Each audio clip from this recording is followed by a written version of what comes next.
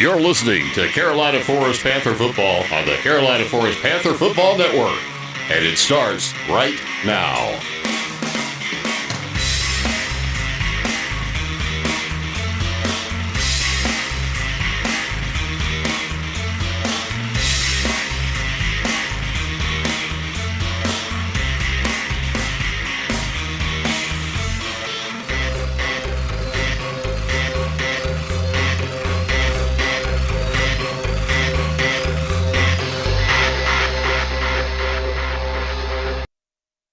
Hello and welcome to Carolina Forest Panther Football here on the Carolina Forest Panther Football Network as the Panthers are now into round 2 of the SEHSL playoffs, and we are here at Charles B. Gibson Stadium where the Panthers will take on the Goose Creek Gators on the road in the second round and look to have a matchup against the Fort Dorchester Patriots in round 3 next week. My name is Brandon Biskobing, and I'll be bringing you all the action. And joining me as usual, Preston Payne. And Preston, this is an interesting matchup because just based on seeds, you're thinking, okay, Carolina Forest is the lower seed. It's an away game. Goose Creek should have the advantage. But looking at the records, you have to say the Panthers are the favorites to win this game. Right, and we've mentioned this before, but the Gators lost all of their non-region games. Went 0-6 in out-of-region games, but then proceeded to sweep the region. But as I mentioned to you before we came on air, their region was the worst in the state in 5A. Yeah, definitely in the lower state. I'm not sure about the 3 upper state regions, but I would have to agree with you. I would assume, and on top of that, they didn't have none of the upper state teams went 0-9. True. In overall. Yeah, referring to the Stall High School in Charleston. Yeah, so Region 7, 5A. This is definitely the weakest region in 5A, like Preston mentioned. And while Goose Creek won their region, went undefeated, they also lost every game in the non-region schedule, which included the likes of South Florence, Sumter, and Somerville, all who Carolina Forest also lost to. But if you look at the margin of victory, especially in the Sumter game, much better for the Panthers than it was for the Gators. Right, and we were sitting here talking, and it just so happened that one of the assistants, the student assistants for the football team, had brought up a little binder, and it included a scouting report for Goose Creek. And me being the nosy person I am, looked at it, and we looked at that. We found out that they are a very pass-heavy team. And watching the tape on them on Huddle, you could tell that as well. And that was the one thing that we've always said from the very beginning of the season that Carolina Forest defense has done well. When you force them into passing situations, that's when the defenses shine the brightest, and that's when they've gotten sacks and gotten tackles from within the 5 yards within the line of scrimmage, and that is kind of plays into the Carolina Forest Panthers' hand. Another thing is we were talking about before we went on air, the American flag that Goose Creek has is flying very cleanly. It is not draping basically at all. It is a little windy here, and that could also, with the likes of Zion Gilbert running the football, who had 100 yards rushing last week. If he has that same type of production, it could play in Carolina Forest very, very well. Well, if the wind has started, as soon as you said that, it started to die down a little bit. The flag's starting to go a little flat. But if that wind does continue to blow around and whatnot, that could play a big factor because, while, like we talked about, Goose Creek more reliant on the pass, Panthers are very, want to use the passing game as well, but with, like we've talked about all season long, Mark Morris prefers to use the running game. So if the running game can get off to a hot start, that could be a huge boost for the Panthers because the wind is going to make it harder to pass because you don't know where the ball is going to go. Right. With this game being on a Saturday, we already know who we play next week, and we play Fort Dorchester, who beat Berkeley 49-0. 46 to I'm wrong number flipped.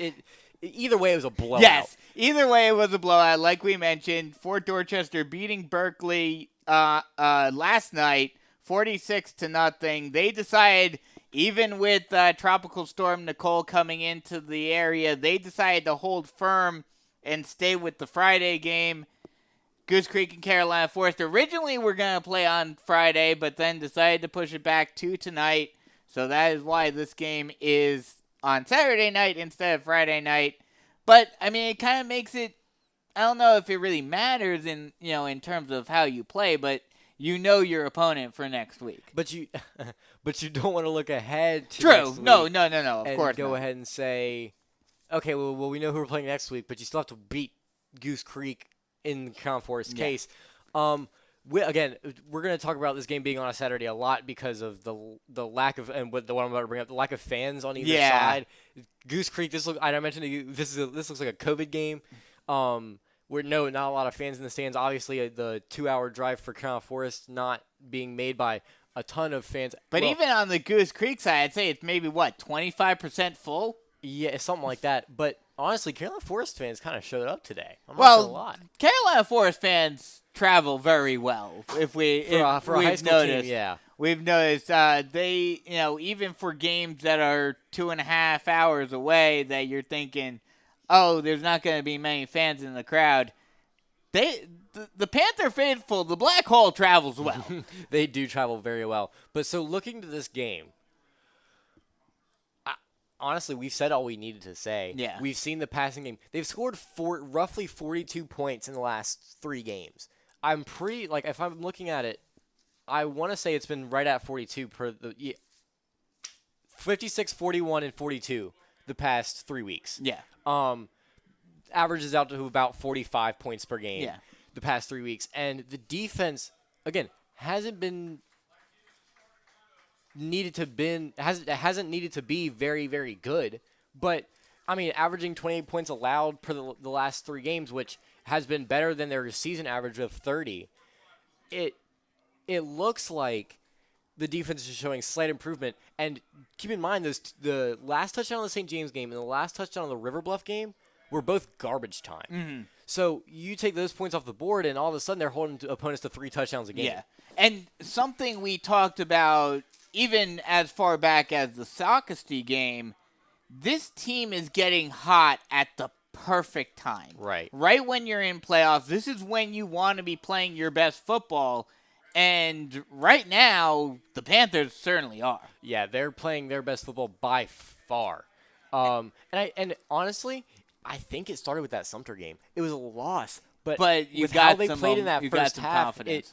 It showed that they could hang with Sumter, at least in the region. And that's going to be something that's going to be very interesting. Obviously, the Panthers have to get through this week and then have to get through Fort Dorchester. But they have 2 potential rematches depending upon what happens in the other quarterfinal. Quarter of the bracket, yeah.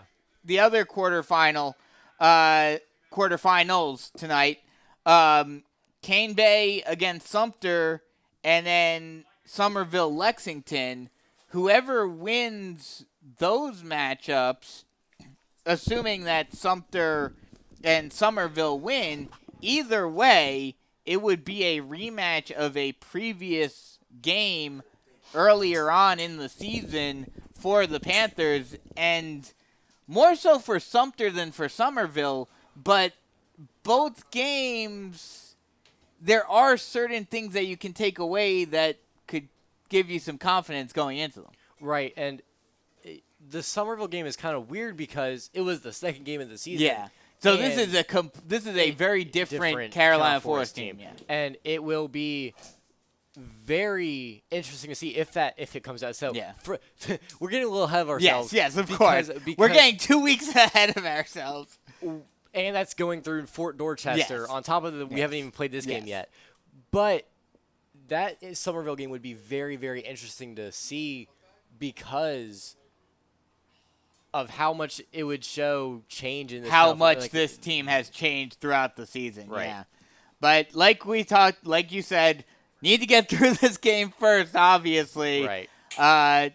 And so I think we kind of already talked about it, but I think the big key for this game on the offensive side is get the running game going, be able to run both sides, Effectively. a double level attack. And then on the defensive side, yes, balanced attack? yes, Yes, okay. balanced attack. And on the defensive side, it's getting pressure on quarterback Drew Moore. Yes, that is going to be the two main things. As Miss Jiggers is here today. Miss Jiggers, the principal for Kickoff Forest, she is on the sideline right now. She for Kickoff travels to most of the games, doesn't she? I didn't see her at any of the Sumter games. I didn't see her at their away games. Huh. Just Okay. just a little Yeah. interesting note for Miss Jiggers. I guess. Well, it is a playoff game. Well, it's a playoff game, and it's on a Saturday, so she probably doesn't have as much work after school. Right, considering So- there is no school. Yes, exactly.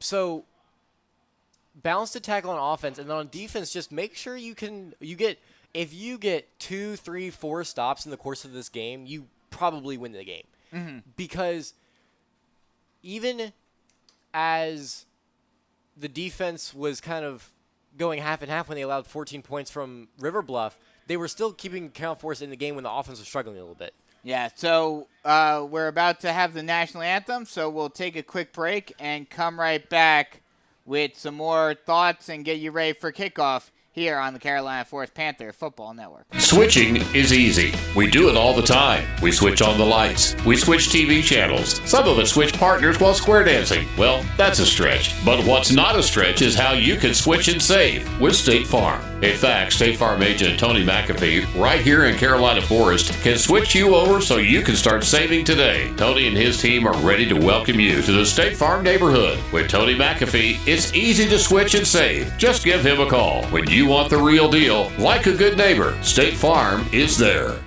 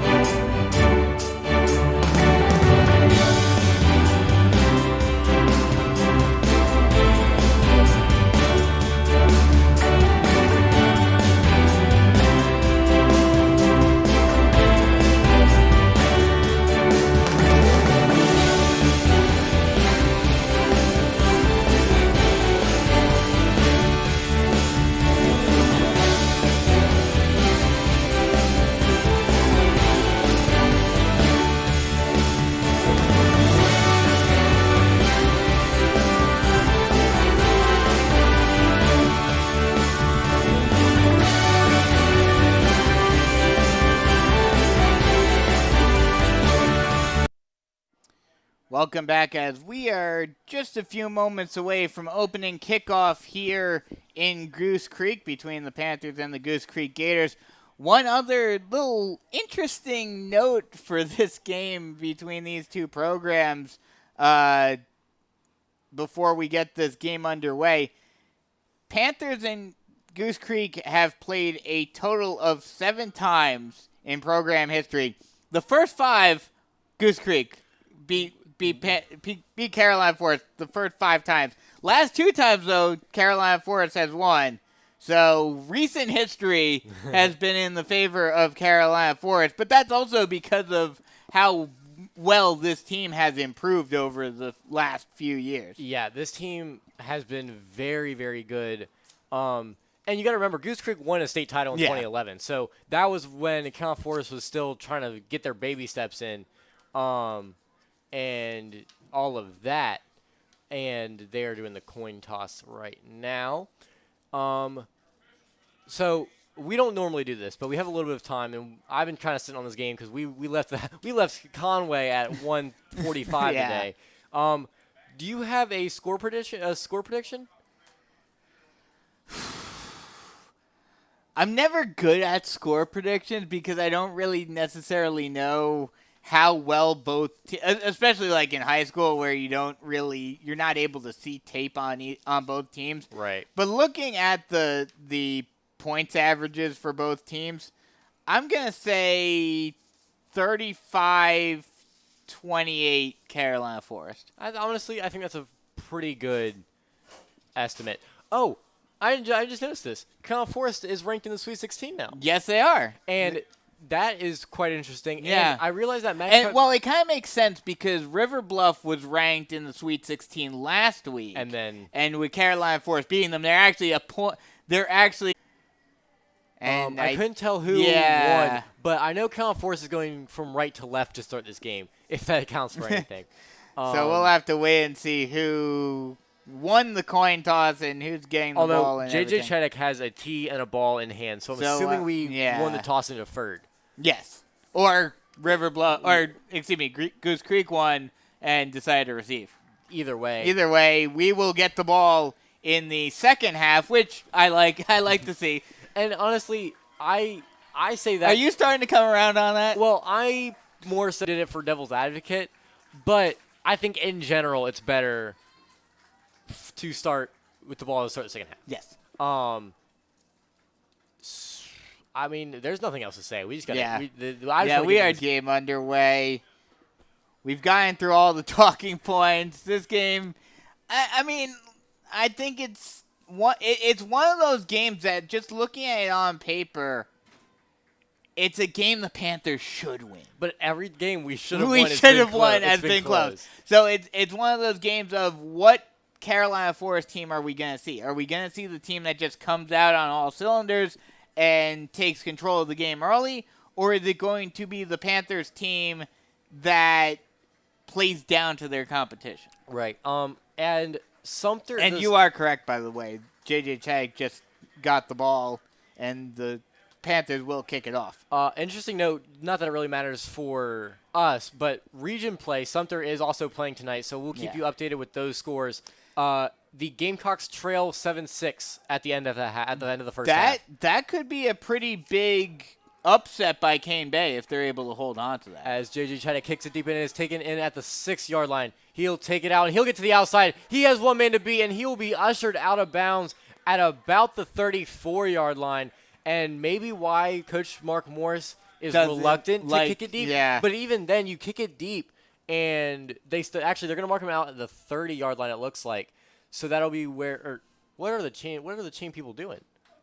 The chain people don't know what they're doing. They're just going to start at the 32, the 33-yard line. Oh, okay. Yeah. Yeah. At first, the ref or the side judge looked like he was at the 31, but now he moved up. Yeah. Either way. So that's where Goose Creek will start with the ball. Shotgun set, 2 wide on either side. Moore takes a snap, play action pass, screen pass. He did hand it off. He fooled me, and getting pulled down by a prowl of Panthers is number 15, Jehovah Williams. Oh, name's Batman. So the Panthers hold him to a gain of 2. They take the snap and throw it down the far sideline, and it is caught. And they will say he went out of bounds at the 29-yard line. And just like that, a big play for Goose Creek. And the Gators are in Carolina Forest territory. Shotgun set, 2 wide on the near side. Moore takes a snap, low snap, two-step drop, passes it down the far side. It's caught again and being pulled down at around the 15-yard line is number 2. That is LV Major. That's the 20-yard line. It's hard to see. Yeah. The far side. We're on the opposite side, so it's going to be weird as they snap it, rolling out, trying to get away from some pressure and throwing it away is Moore. Tried to get it to Jaden Stevens, but a little too high, and it'll be second down. We're set up on the back side, on the away side, so the chains are actually on our side of the field, so it's weird trying to get that set up. But it will be 2nd and 10 from the 19-yard line. There appears to be a flag, and I'm thinking this could be intentional grounding because where he threw it, there was no receiver really in the area. And they're gonna pick it up. They're gonna pick it up. Yeah, I mean, Stevens was close enough that I think it counts. Yeah, but Mark Morris is gonna have something to say. He's walking out into the field right now. Yeah, so trotting a little bit. Yeah, they're going So Mark Morris and the ref will talk it over. And Mark Morris walking further out onto the field to say, hey, that should have been intentional grounding, but he'll get his explanation. So it'll be 2nd and 10. Shotgun set, 2 wide on either side, 3-step drop, getting some pressure now, rolling out to his right and taking it down and getting pushed out of bounds at around the 10-yard line. We'll see where they mark it. They will mark him right at the 10-yard line, just short of a first down. Oh, no, they're actually going to mark him back at the 13-yard line. So it'll be 3rd and 4. Big third down here. Yeah. Shotgun set, 2 wide on the other side. Play action pass, screen pass, and it's caught, but stopped right at the first down marker is Williams. And they're calling 4th down They're going to call it 4th and inches. That was a great tackle. I couldn't tell who the D end was on that play, but that was a great. I think it was Junior. And this is a 4th down in inches here. This is going to be big. And they're going to go for it. Shotgun set, 2 wide on either side. They'll run the midline read option, and they'll get the first down and more via the legs of Drew Moore. Oh, you got to get off the field there. But Yeah. that was a pretty good play call. I do like the midline read option right there. The speed in which they ran that, they just got set up and automatically snapped it, so that the Panthers were not set up there. They'll run a play action pass, and oh no, they actually hand it off. Once again, that play action fools me as Williams gets taken down after a gain of 1, and it will be 2nd and goal from the 4. They'll snap it, 3-step drop, passes it into the corner of the end zone, and it is caught for the touchdown by number 13, Evan Daniels. And Goose Creek gets on the board to start this game. And that's how we've seen Carolina Forest defense look the first couple drives of every game so far. Just not a hot start for the defense, but I mean, we've seen that time and time again. They've been able to kind of come back from that. Well, it seems like the defense kind of needs a drive or two to kind of understand what the opposing offense is throwing at them. And then once they know what they're up against, then they're able to... Extra point was no good. Wow, the extra point is no good. So that could come back to play a factor in this game as the extra point by Maya Gonzalez is missed. And it will remain 6-0 with the Panthers getting the ball for the first time with 9:18 left to go in the first quarter. And now if you're the offense, you just got to keep yourself in the game. And that's what they did last week. Last week they kept themselves in the game. It was 21-14 and a half. And Carolina Forest offense was able to explode in the second half because they kept themselves in the game. And apparently, according to Scott Staler, a very good pep talk by Mark Morris at halftime. So Maya Gonzalez will get ready to kick it off. And now the Panthers will come out on offense. The kick. Squib kick. A little squibber is fielded on a high hop by Nate Schuessler. And he will get taken down at the 35-yard line.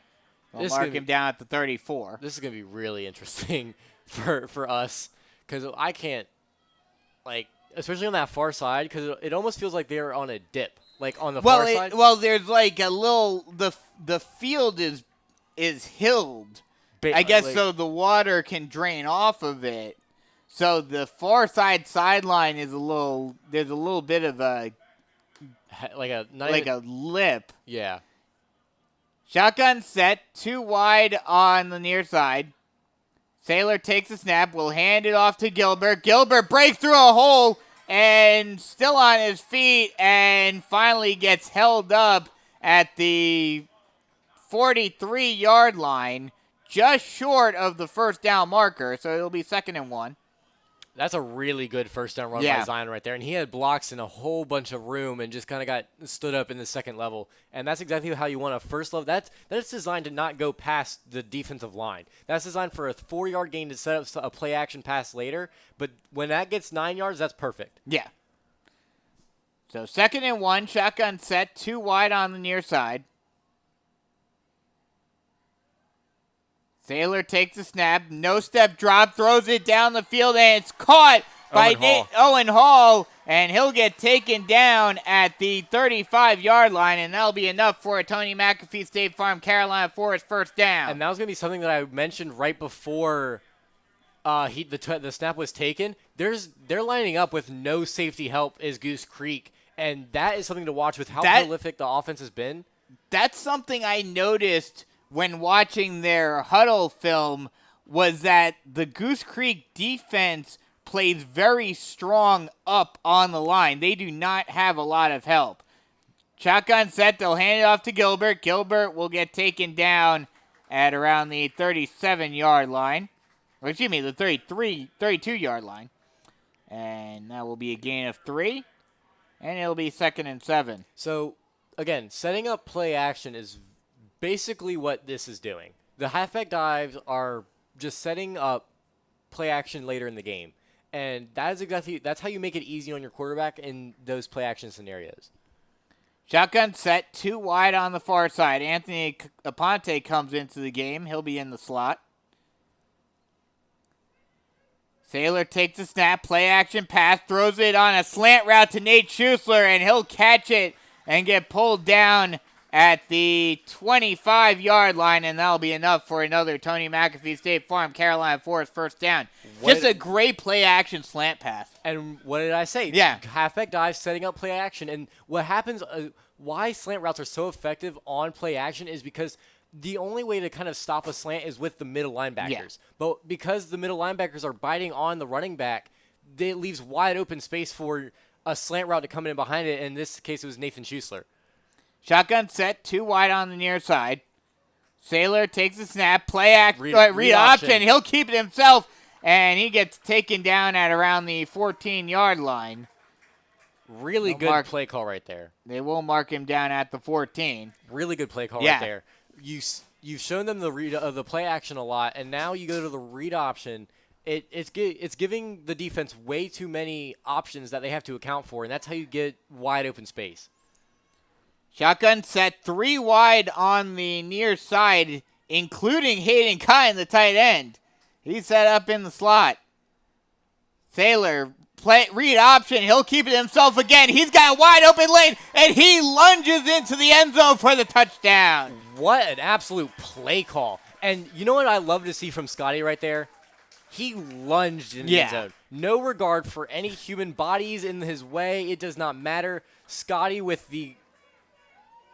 he accounted for 5 touchdowns last week. Could he be on his way to accounting for 5 more this week? And, well, all of the 5 last week were passing touchdowns, so this is his first rushing touchdown in a little while, as the extra point by J.J. Chang is no good. Oh, no, it's no good. I was more so focused on how far he launched that. Well, he shanked it? Well, he shanked it, but he, line drived it, and so here's an interesting question. Now that's 2 extra points missed. How much of that is because of the wind? Well, the wind is swirling, like I said, in pregame. Yeah. And that could be playing an issue on it. Yeah. So now with just over 6 minutes left to go in the first quarter, it's 6-6 with both teams missing an extra point after scoring a touchdown. 6-6 in the 6th minute. Are we in devil country? But that is going to be interesting. But now it sets up Goose Creek not having to make up that extra point. Yeah, that is really big. That is very big because, like we mentioned, we mentioned it after they missed their extra point that could come back to bite them if Carolina Forest is able to make their extra points. But now with JJ missing an extra point, now it kind of offsets. Right, as JJ will line up and it's a little bit deeper than a pooch kick, as it's going to go all the way down to the 10-yard line. That's where it will be taken in, and he's going to go cross field, and he's going to go to the other side, and there's going to be a flag, but he's going to have lots of room, and he'll get out of the 40, but there's 2 Carolina Forest players down. There's a flag down. What in the world is going on? So I'm assuming blocks in the back. That's what I would assume, and it looks like number 8, and I believe that's Renardo Parks on the defense for Carolina Forest. You are correct. Down, and I can't tell who it is for Goose Creek. But Renardo Parks got absolutely blindsided. But right now they're spotting it at the 40-yard line. And it's also number 47 for Carolina Forest. There was a penalty on Goose Creek, so they're going to bring it back. I couldn't tell. That is Braden Campman who was down on that play. And Braden's holding his shoulder. That's not good. Braden has that one, half of his jersey off. Yeah. And that's not good. No, it was number 6. I take that back. It was number 6. That is R.J. Williams? R.J. Williams, yeah. And he had injury problems in the Sumter game, I believe. Yeah. So that's not very good for us at all. But the ball will now be spotted. And both of those 2 guys are the left outside play at left outside linebacker. Geez, so that's so assuming they're not in the game, that brings us all the way down to the third string for that position, Jeffrey Thomas. Now I would assume they would bring somebody else in from a different position. Because right outside and left outside are kind of the same thing, just inverted. Yeah. But that penalty is going to bring them all the way back to the, looks like 13-yard line. Yeah, I didn't see what the penalty was, but I'm assuming illegal block in the back or something along those lines. So they were set up all the way at the 8-yard line. And I don't know who's doing the chain gang for Goose Creek, but they are not up to date. They were still at the 40-yard line. So they're going to have to come all the way back down to the 8-yard line. 13. And set up. Oh, 8. No, yeah, you're right. No, you're right. You're right. I'm sorry. I'm sorry. I can't do math. We don't do math here. Shotgun set. They'll hand it off. Breaks through open. the hole, and he's got a wide open lane. He'll get a first down and more. Gets taken down at the 29-yard line. Williams with the carry, and that's a Goose Creek first down. And one of the few times where they are heavy on the run game is when they were backed up in their own 20-yard line and closer to the other end zone. And that right there is exactly what we saw, was a run in their own side. Shotgun set, 1 wide on either side. They'll pass it, this time up the middle, and it's almost intercepted. It was overthrown, but just not able to hang on to it was number 28, Jordan Sandiford. That ball was overthrown. Tried to get it to Jaden Stevens, but they'll run the read option. Moore will keep it himself. Will take it down the far sideline, and will get taken down at the 33-yard line. 35. 33 from the 35-yard line. Shotgun. Hey, play action, and they're going to look for the screen, and it is dropped. And that's a big third down stop for the Panthers. And now we'll have to wait and see. It's looking like they're either bringing in a heavier, like a heavy set for a run. No, they've got the punter back. Yeah, they do. As Nate Schuster will also go back. Big stop there. Yeah. It was on the hands of a drop by number 6, I believe. But still, great stop by Carolina Forest defense, and that's what we were looking for. We know that they're going to give up a first drive touchdown, as the punt is a horrible punt. Lands at the 45 and is actually takes a good Goose Creek roll to the 30-yard line, and that is where Carolina Forest will start their drive. So, okay, and it might be a little point hungry, and we're also looking forward a little bit. But if they score a touchdown, do you try to make it an 8-point game and make Goose Creek pay for that missed extra point? Depending on how well, it would still only make it no, if you get the 2 point, it's an 8-point game. No, it's not. If you get the 2 point. Oh, you're right, because they missed the. Okay, you're right. At this point in the game, no. Yeah, I mean, I was posing a question. I think I would just kick the extra point, but depending on how the win if the win's that strong, I don't know that I want to. Yeah, Shotgun set, 2 wide on either side. Saylor takes the snap, speed option, pitches it out, and it's fumbled. But it rolls forward, out of still bounds, on the ground, and it goes out of bounds. And the Panthers will get a first down in the process. What the actual world? So the pitch was dropped and muffed or whatever by Zion, but then he kicked it almost like accidentally. Yeah, and it rolled down the sideline. No one could pick it up, and it rolled out of bounds at the 43-yard line. What a play. What a lucky break for the Panthers. Right. Because not only do they keep the ball, but they get the first down because the ball rolled past the first down marker. They actually mark it down at the 42, so that's where the Panthers will start with the ball. Now the refs are talking a little bit. I don't know what's going on. So we'll have to wait to see. Yeah, Looks like they're ready. Yeah, they're ready to go. All right. So it'll be shotgun set, 2 wide on either side. Saylor takes the snap. Will go speed option again. Pitches out. Khalil Johnson's got a wide open lane down the far side sideline.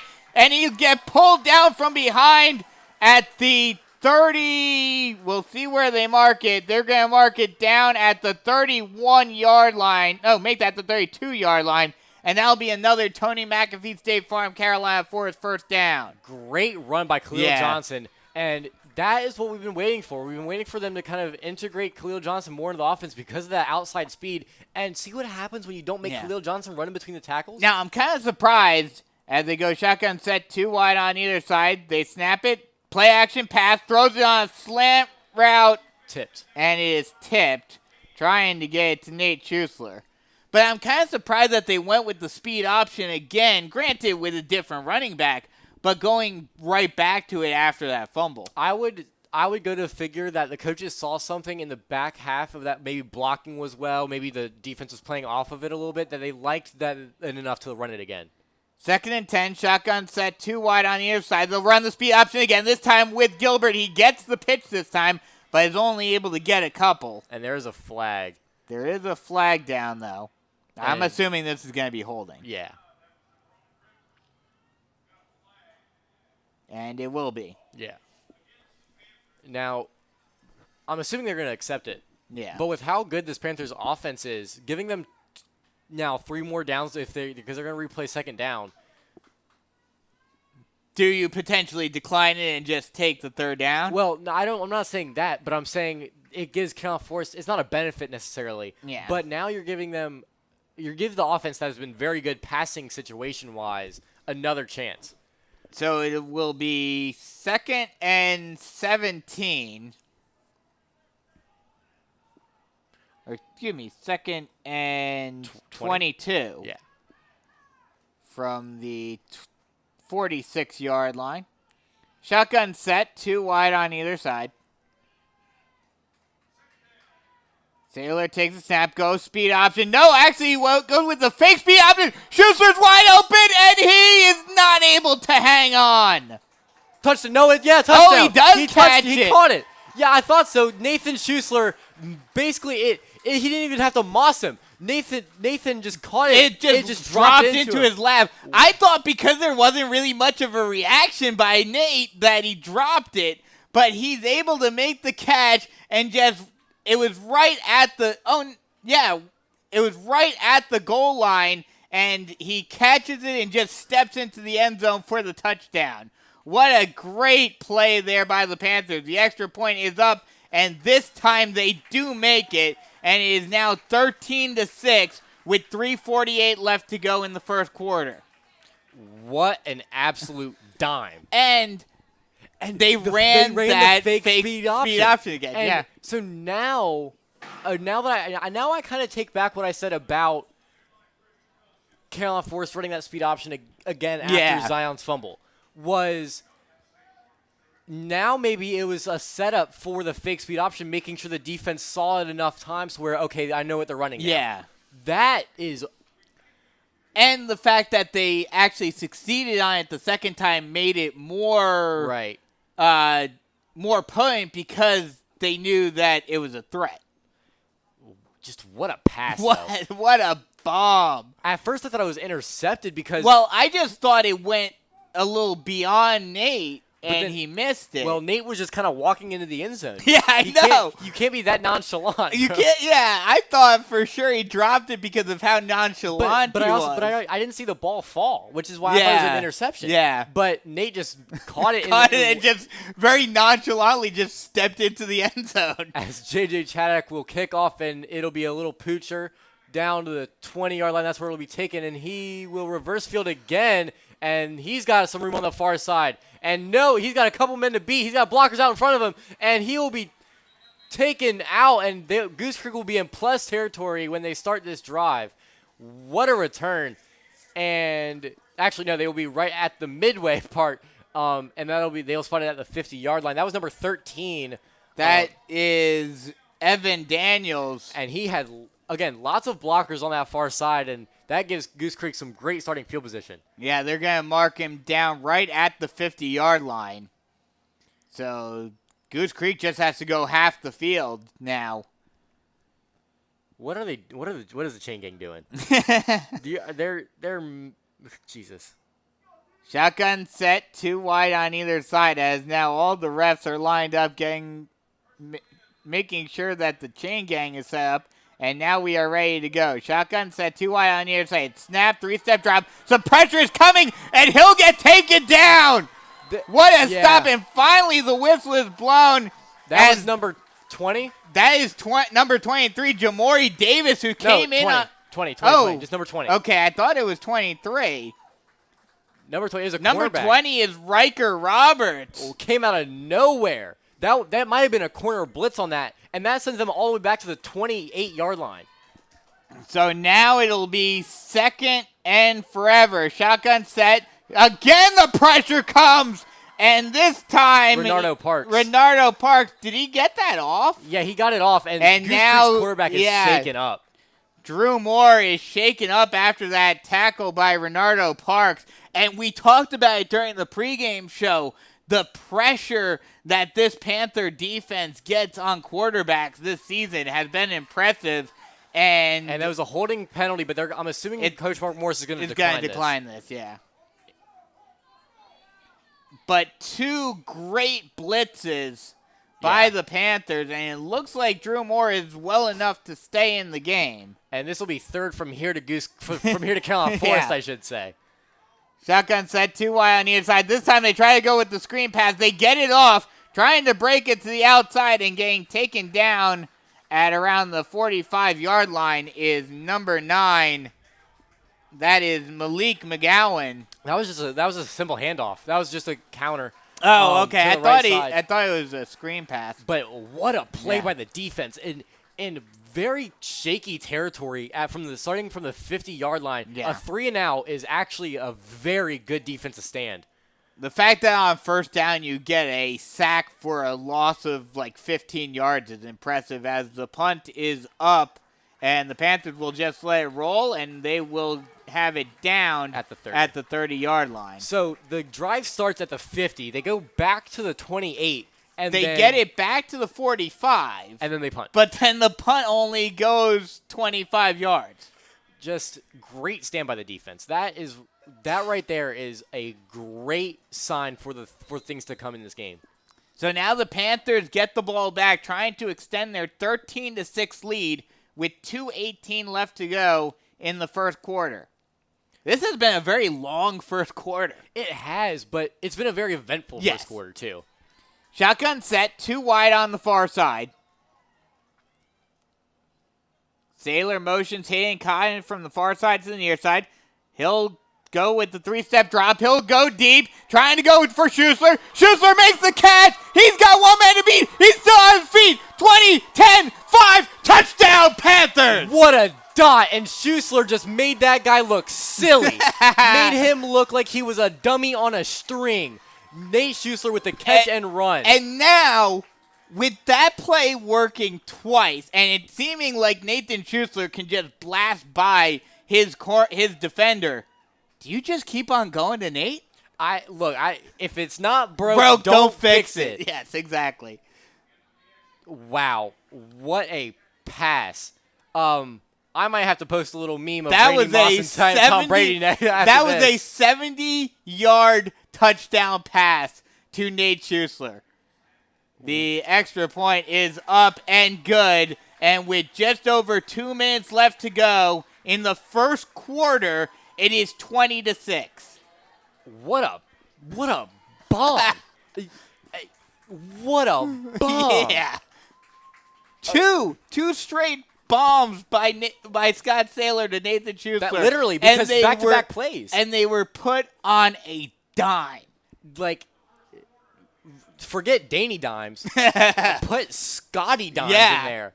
It is just amazing because this could have been what our offense looked all year, and yet we're just now seeing it in the final. Hey, like we talked about during the pregame, this team is getting hot and playing proficiently at the perfect time. They really are. Sumter takes the lead 12-7 after the 2-point attempt is no good. So Sumter's now winning against Cane Bay 12-7. Not really all that surprising. I would have to imagine Sumter probably will win that game. As the kickoff is a squib this time. Taken at the 33, and still lots of room to go as he will only be brought down at the 33-yard line. So 38-yard line, yeah. So still not a great stop like there for on the kick return, but I mean still better than the 50-yard line. Yeah. But again, if the defense after that touchdown they've gone back-to-back 3-and-outs, and that is impressive. And if the pass rush can get into the backfield like it did on the last drive, forget about it. Right. Shotgun set, 2 wide on the near side. Snap, they'll hand it off and trying to get through the line, but not able to get anywhere is Williams. Actually, I take that back. That was Malik McGowan who's in the backfield. Manning hit with the tackle. And they're actually going to say it was a loss of 1 as they'll go with the screen pass. And again, it's incomplete. It was incomplete. And now it'll be 3rd and a long 10. Now I'm wishing that I gave that person at the pound my snaps so I could tell them about the score right now. Shotgun set, 2 wide on either side. 3-step drop for Moore. Moore has to scramble out, getting lots of pressure. Still on his feet, throws it off. And deflected. It's almost intercepted. Number 44 on the deflection. It's almost intercepted by number 44. Manning hit, I believe. No. Oh. I don't Number have 44? 44 on my roster. It could be a third string somewhere down the depth chart, but even then, made a deflection, and that's going to set up a punt again. I thought R.J. Williams was right there. As a low snap, it rolls away, still trying to get out, and he's just going to walk back into the end zone and throw it away. Hey, intentional grounding. Grounding. This has to be, you would have to imagine, no flag, though. There is one. There's one on the far, I think that's a flag. On the far side down near the 6-yard line. So we'll have to wait and see if there is a flag. Yes, the refs are discussing it. So if it is intentional grounding, the Panthers will get the ball in the red zone to start this drive. Wow. Intentional grounding on Goose Creek. So the Panthers will start with the ball. I'm not sure where exactly it'll be set up, but it'll be somewhere in the red zone. It shouldn't be where the ball went out of. It'll be where he threw it. Right. Correct? It should be. And their defense is going back there. What a stand by this defense, though. 3 straight 3-and-outs, and now creating chaos on all sides of the ball. So they will mark the ball at the 15-yard line. 5. Oh, no. Okay. The 5-yard line. Yeah, they're going to mark it at the 5-yard line. So the Panthers get the ball in the green zone. Green zone's the end zone because that's where you get paid at. True. But I thought people started calling like the last 10 yards the green zone. I don't know. It's all shenanigans anyway. But either way, the Panthers get great field position. As Goose Creek's going to take a timeout, and what a start. With a touchdown here in the first quarter. This game could get out of hand very, very fast. And not just get out of hand, the Panthers, if they keep this offensive streak going, they could get close to that 70 mark. Yeah, right? But the way they've been so rapidly scoring, that's just not. No, it's not going to sustain. But even then, we're going to assume they score and make the extra point. That'd put them at 27 in the first half. In the first quarter? First quarter, even, yeah. Jeez, this has been a long first quarter. Yeah, Holy that's crap. what I'm saying. We're only only 11. A minute and 18 seconds left in the first quarter. By the way, Scotty has accounted for all 3 of the touchdowns so far. Well, yes. So I would just like to point that out for those counting at home. That's 8 touchdowns in the past 2 games. And we're still in the first quarter of this one. So the Panthers start with the ball at the 4-yard line of Goose Creek. Shotgun set, 2 wide on the near side. They'll go heavy with the 2 tight ends. Sailor takes a snap, hands it off, he gets the read option, but he'll get stuffed in the backfield. Oh, no, yes, they will say he lost a few yards. He'll get marked down at the 8-yard line. That's just for boosting his passing yards numbers. Give him that extra space to be able to throw into the end zone. Right. So it'll be 2nd and goal from the 8 now. Although I wouldn't be surprised to see a Zion Gilbert inside zone here. Just kind of keep the defense honest. Shotgun set, 2 wide on the near side. Sailor, low snap. He bobbles it and has to run with it. He'll fall forward for a gain of, no, actually they'll say he just got back to the line of scrimmage. So it's 3rd and goal from the 8. And this would be a big blow for the Panthers we'll have to wait to see if they run a play. Their play clock's at 23 and the game clock's at 15. That should be the last play of the first quarter. But even with that, the first quarter was an absolute forced win. They just have to the defense just has to make sure they stay on this pace, as that will end the first quarter and both teams will go to the sideline. So we'll take a quick break and come right back with the second quarter here on the Carolina Forest Panther Football Network. Switching is easy. We do it all the time. We switch on the lights. We switch TV channels. Some of us switch partners while square dancing. Well, that's a stretch. But what's not a stretch is how you can switch and save with State Farm. In fact, State Farm agent Tony McAfee, right here in Carolina Forest, can switch you over so you can start saving today. Tony and his team are ready to welcome you to the State Farm neighborhood. With Tony McAfee, it's easy to switch and save. Just give him a call. When you want the real deal, like a good neighbor, State Farm is there. Welcome back as we head into the second quarter with the score 20-6, Panthers in the lead. On pace for 80 points, by the way. Yeah. I highly doubt it's going to happen, but it's just fun to think about. Yes. But while things are going very well, you can't get complacent. Well, you can't get complacent, but also this drive right here, if they get stuffed, even if they get a field goal, is a big momentum boost for Goose Creek. Because because you assume you're scoring a touchdown. Yeah, exactly. You've got the ball in the red zone to start your drive. You should be scoring a touchdown. Yes, but at the same time, points are points, and when you're up by 14 like they are right now, it's kind of give and take. So we'll see what the Panthers decide to do from here. It is 3rd and goal from the 8. Anthony Aponte's in the slot again. You know what that means. Yeah. Slant routes coming up. Shotgun set, 2 wide on either side.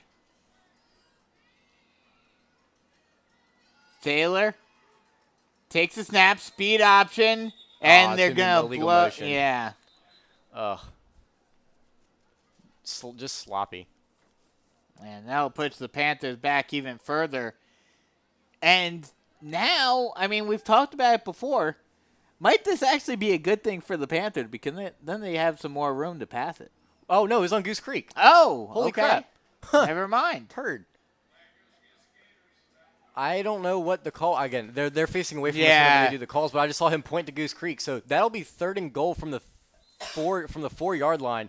This has been Anthony Aponte and Nathan Schuessler slant routes all year. Do they stay consistent with what they've been doing? So they'll go shotgun set, 2 wide on the near side. Sailor takes a snap. He'll run speed option, keep it himself, and he's got an open lane, and he'll walk into the end zone for the touchdown. So if I'm not mistaken, that's 2 rushing touchdowns, 2 passing touchdowns, and the Panthers are now up 26-6 pending the extra point. I don't think this is going to be the last time we see Scotty play on a Saturday in the fall. No. If he hasn't made his case so far that he should be a college quarterback, I don't know what does. Which, surprisingly, he has yet to get any offers. Right, as the extra point is up and through, and that will extend the lead to 27-6. The only blemish being the missed extra point by J.J. Chaddock. But now it doesn't really matter. It doesn't matter. As of right now, you're up by 3 touchdowns. Right.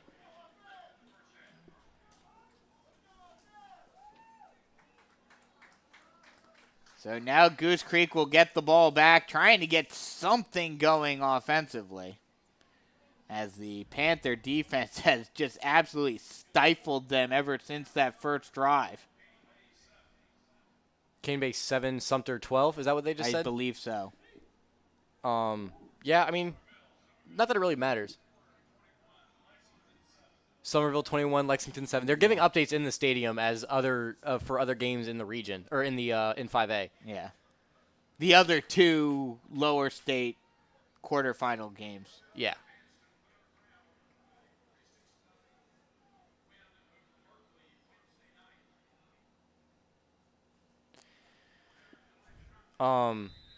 Yeah, I mean, just great offense so far for the Carolina Forest, as J.J. Chaddock will squib it again, and it will be taken in at the 25-yard line, bumbled around a little bit, and he will get taken down at the 32-ish yard line, and that'll probably be the worst starting field position they've had all game. It is.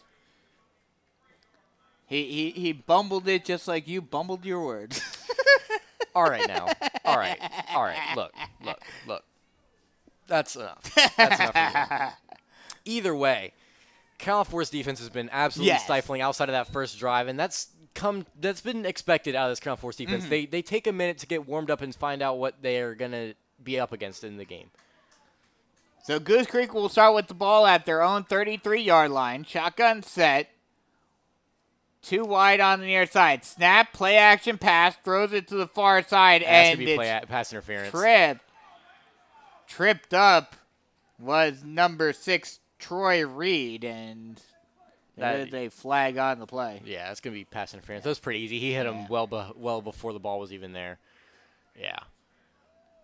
Undisciplined, but at the same time, kind of just, it is what it is, but you never want to see the pass interference. But timing is really hard, and you see that all the time at the pro level. Even the pros don't have that mastered yet. So they'll walk the ball all the way up to the 47-yard line, and will be a first down for Goose Creek. Shotgun set, 1 wide on near side, play action pass, rolling out to his left, throwing on the run, and it's caught down the near side sideline and pushed out of bounds around the 30-yard line. Is number 10. That is Davian Malloy. And that'll be another Goose Creek first down. All the cornerbacks for Carolina Forest have to do is give the defensive line enough time to actually just get there. Yeah. If they give them a little bit more time, they get to the quarterback. They'll throw a slant pass and it's centered. Oh, almost picked. It is picked.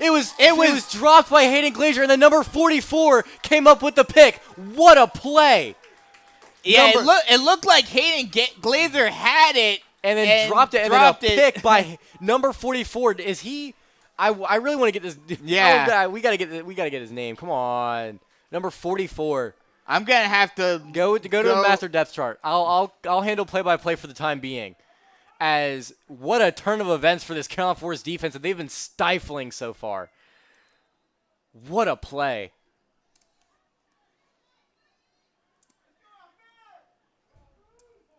Carolina Forest looking to the sideline with 10:59 remaining in the first half. Scotty goes to the line, and it'll be shotgun set with Zion to his right, 1 on the near side, 2 on the far side. Snap. Hand off to Zion. Zion's going to get through the hole, and he's going to have a rush for about 7, and that'll be – no, I take that back, 9. It'll be a gain of 9 on the play, and that will be a 2nd and 1 coming up for Zion, and that was a really good first down run. And this time Khalil Johnson will be to Scotty's left on the far side, and it'll be 2 on the far side, 1 on the near side. Scotty's going to take the snap, speed option to the left side. He's going to keep it himself, but he will be wrangled down for just getting back to the line of scrimmage, I believe. No, they're going to say he lost about 2, so that'll be 3rd and about 4.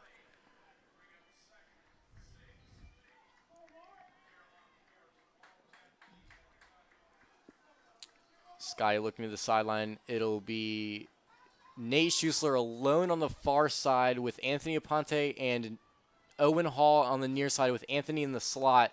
And Khalil Johnson will be to Scotty's right in the shotgun. Snap taken. Handoff to Khalil Johnson. He's going to have a lane, but there will be a flag in the backfield. But as of now, he will be down at the 35-yard line. Number 44 is Braylon Fernandez. That's a recent addition, I guess, to the roster. Because he wasn't even on my original roster that I got in the beginning of the season. So that must be a JV player making his probably first starts as a varsity player, and what an impact he's making. And it will be a holding call on Carolina Forest, so that'll set him back. And Fernandez is a freshman. Wow. Playing meaningful minutes on varsity as a freshman and making big plays, too. That he had the tip and he had the interception. So that definitely shows something for the future for the Panthers. And the holding call will push it back to a 3rd and 15 now. So big play here for Carolina Forest as I hand the duties back off to my friend Brandon Biscabing. So it'll be shotgun set 3 wide on the near side. Nate Schuessler one-on-one on the far side, by the way. Still no safety help, but also for Goose Creek. Sailor gets set after getting the play call. Now takes a snap, 5-step drop, looking near side, and it's just an easy flip to Owen Hall, who was wide open on the hitch route, and he gets all the way down to the 35-yard line, and that'll be enough for a Tony McAfee State Farm Carolina Forest first down. Just kind of with so much attention, they did actually have a safety kind of float towards Nathan Schuessler, and with that, Owen Hall was kind of just sitting down, probably about 7 yards off the line of scrimmage, and he was able to get the catch and run for the first down. Yeah, and he was wide open. The corner was playing well back on him. Shotgun set, 2 wide on the near side. Sailor takes a snap, will hand it off to Khalil Johnson, and Khalil Johnson will get blown up in the backfield for a loss of 1. And, again, they're going back to what didn't work. Yeah. They're running Khalil Johnson up the middle, and that's not his type of running. Khalil Johnson is just not a between-the-tackles runner. That's what you brought Zion Gilbert up for, was the in-between-the-tackles running. So it'll be 2nd and 11. Shotgun set, 2 wide on the near side. Sailor, high snap, will hand off to Khalil Johnson. This time he blasts through the hole. He's got an open lane. He's still on his feet. Gets past a couple of defenders and breaks a tackle and finally gets pulled down at the 30-yard line. And he ran through at least 2 defenders, and he had his jersey being pulled on him, spun around out of that, and probably yards after contact is probably about 10 on that run. Yeah. That was a great run by Khalil Johnson. It looked like he was going to have what happened back in the 70s with those rip-away jerseys happen to his jersey. What a run right there by Khalil Johnson. And then you bring in the bruiser that is Zion Gilbert, and the defense is going to want to stop tackling these guys eventually. Zion Gilbert out there now. Shotgun set, 1 wide on either side. Sailor takes the snap, hands it off to Gilbert. Gilbert tries to get through the hole, and he'll get taken down right at the line of scrimmage. Just nowhere to go for Zion on that run. John Peoples is in again for Sumter, 19-7 with 11:22 left to play in the game for Sumter. So it'll be 2nd and 10. Ball on the 30-yard line. Shotgun set, 1 wide on either side.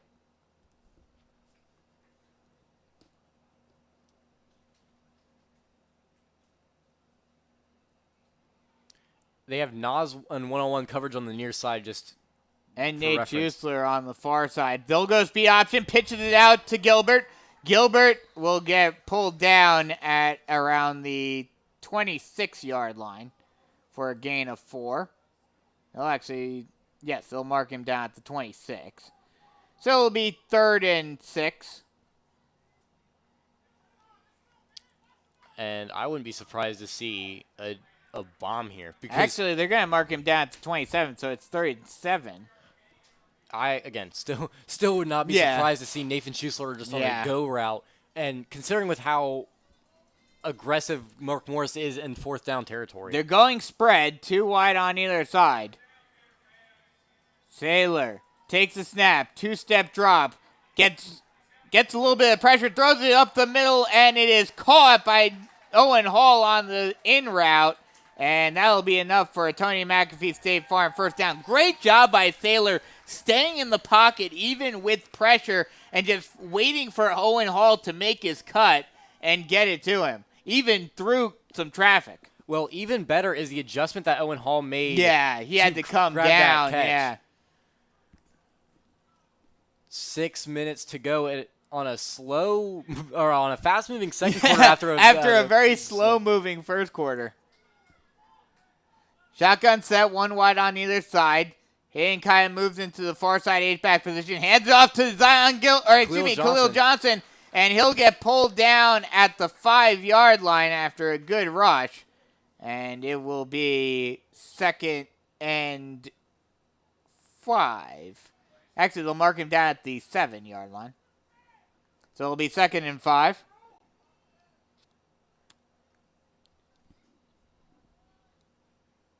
They'll go with the heavy package with only 1 wide receiver out on the near side. Saylor will hand it off to Johnson, and he just finds the hole and runs his way right into the end zone for the touchdown. And this could be not only one of the highest scoring games in Carolina Force history, but also one of the biggest blowouts. Yeah. What is the lowest one on here? 42? Is that what we're? I believe so. So even 42 is well within reach as of right now. I think a ref called a timeout, but on that for the extra. No, actually, the lowest is plus 40. Oh, so even then. So yeah, it's definitely within reach. As JJ will kick the extra point, and it is up and through, and that will extend the lead to 34-6. With just under 5 minutes left to go in the half. And so now an interesting question for you. Let's say the Panthers defense makes a pretty quick stop, and the offense gets the ball back with 2.5, 3 minutes left to go. Do you go for another score? Look, I don't believe in chewing clock before the end of the first half. I don't believe, yes, you can run more, but I don't believe that you can just sit on a lead starting in the first half. Like, if you don't go for scores in the first half, that's how you lose. Mm-hmm. So, not that this game's going to get anywhere close to this, but did you see IMG put up 96 in a quarter? I did. That is ridiculous. Or not in a quarter, in a half, I mean. Well, yes. And the game's getting stopped after the first half? Yeah, that's ridiculous. Imagine going into playoffs and know you have to play IMG. That's ridiculous. God. As JJ Chaddock, who's not for IMG, will pooch kick it, and it will be taken in at the 30. Fair call. That was a pretty high pooch kick. And I think that is probably going to be the way they go from here on out. They go from now because it seems like Goose Creek is able to run it back pretty well. And that's the only spot where Goose Creek's been very good in this game. So Goose Creek takes over on offense once again. That is 34 straight points, I should say, for Carolina Forest. They've been a team of runs, and that's what I've noticed so far, is that they've been a team of runs. Shotgun set, 2 wide on either side. They'll throw a high screen pass, and it's incomplete. That ball was thrown well over the head of LV Major. Just, wow. Yeah. This defense has been clamping down today. And they've been getting more rattled as they'll hand it off, trying to break through the hole, but getting taken down after only a gain of a couple is Williams. He'll get a gain of 4, so it'll be 3rd and 6. Actually, they'll give him 5, so it'll be 3rd and 5 from the 36-yard line. They'll hand it. Midline read option. Moore gets a wide open hole, and he takes it all the way down to the 36-yard line of Carolina Forest, and that'll be a Goose Creek first down. Just not discipline on the backside for the quarterback read option, not respecting the quarterback's running ability. Shotgun set, 2 wide on either side. Moore, 3-step drop, throws it up the middle, and it's thrown low. Incomplete, trying to get it to Major again on the slant route, but a little off target, and it'll be 2nd and 10. Honestly, seeing the chain gang trying to figure out what they're doing is more exciting than watching the Goose Creek offense right now. Shotgun set, 2 wide on either side. Snap, they'll hand it off, and this one gets stuffed right. Oh, no, he's still on his feet.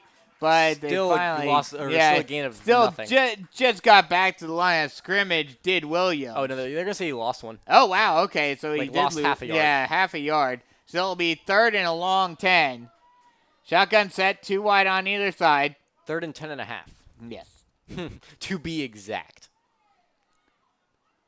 Moore looking over to the side for the call. Now takes a snap, 3-step drop, getting some pressure, and he gets stuffed, and the ball's on the ground, and Renardo Parks picks it up. That's what we call the defensive lineman, outside linebacker trifecta. The sack, the forced fumble, and the fumble recovery. Renardo Parks came off of the edge and just absolutely, not even on the blind side. He was right in Drew Moore's face and just blew him up, forced the fumble, and then proceeded to roll off of Moore and pick it up. And Moore is down heavy. And that's the second time now that Moore has gotten hit hard and has come up limp. And he's not even coming up. Yeah. He is there. And the kid, JJ Chaddick, is just looking over to the stands and shaking his head, just like, what in the world is going on? And that, you never want to see a quarterback get sacked and then go down. So we'll have to wait to see what happens with Moore. They're picking him up. They're sitting him up barely. Like they have somebody behind him sitting him up. So yeah, a big hit by Renardo Parks. And I believe that was his blind side because he was looking. Well, it was what I mean is it was forward. Right. Yeah. Yeah. Actually, no. Because he was looking. He was basically looking right at Renardo Parks as he was getting hit. Yeah. Exactly. So they will help him up off the field, and he's coming up a little limp. So, looking at this Carolina Forest defense, they gave up the touchdown, and then 3-and-out, forced punt, whatever you want to call the punt thing, the intentional grounding on the punt. Forced fumble recovery. Well, no. 3-and-out again, interception, fumble recovery. Yeah. Well, no, the fumble, there was no 3-and-out between them. It was just the fumble, then the pick. Or the pick and the fumble, I should say. Yeah. But just defense has been clamping down, and I think we can start looking ahead to next week. Especially if, we talked about it last week, especially if Drew Moore is out of this game. Right. Shotgun set, 2 wide on either side for the Panthers offense. Saylor takes a snap, speed option, pitches it out to Gilbert. Gilbert tries to get around the corner, but will get taken down at the 47-yard line. And there is a flag in the back, set at the 45-yard line. So we'll have to wait to see what the flag is. It will be on the Panthers. Yeah, they're giving Coach Morse a little explanation as to why there was a penalty thrown. Haven't seen a signal from a ref as to what the penalty Holding, is. I think. But that's the thing, I didn't see a signal for it. Well, he just did it now. Oh, okay. I got you. I was watching the ref. Oh, the referee. So that'll push the Panthers back to the 43-yard line. 3:20 to go. Shotgun set, 2 wide on either side. We might have to break out our second half blowout material in the first Yeah, half. really. Jeez. Sailor takes the snap, speed option. Oh, Fake no, speed option. fake speed option. He'll throw it deep, Owen wide Hall. open, Owen Hall. He makes the catch.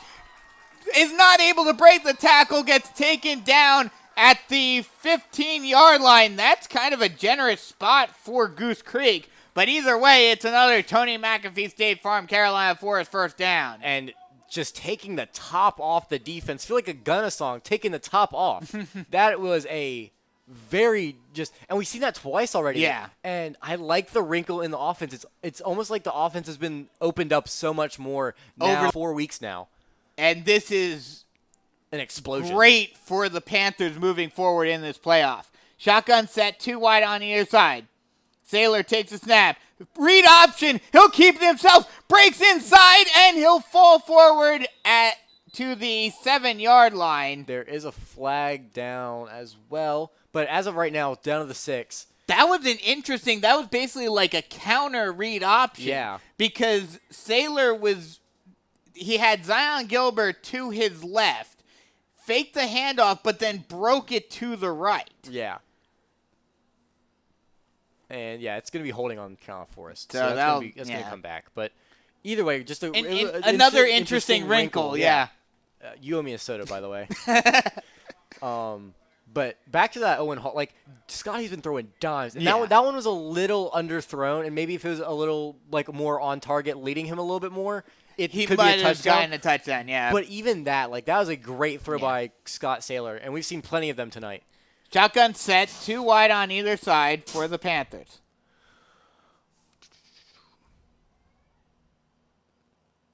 Motion. Moving kind into the H-back position. He'll hand it off to Gilbert. Gilbert breaks it outside, now breaks it inside, and it walks his way into the end zone for the touchdown. And this is feeling like the Oprah show. Yeah. You get a touchdown. And you get a touchdown. Everybody gets a touchdown. Everybody gets a touchdown. And it's good to see they're getting everybody involved and whatnot. And that was just wide open field for Zion Gilbert. Oh, yeah. He just saw the holes and broke through them. As the extra point pending is about to come for J.J. Chag. Kicking into the wind, and he nails it this time. And is now 34-6 with a minute 58. 41 to 6. Oh, 41 to 6. They didn't change it. Oh, okay.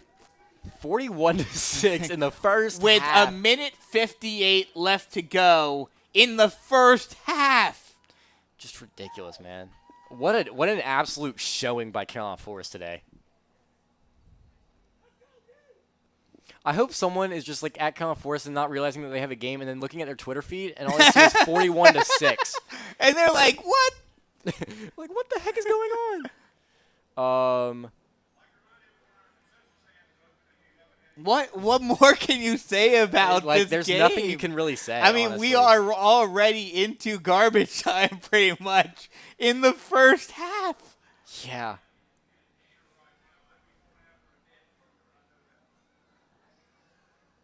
So we'll have to wait to see what the Panthers do in the second half now, as J.J. Chaddock just gets ready to kick it off back to. He's been a busy man Gators. today.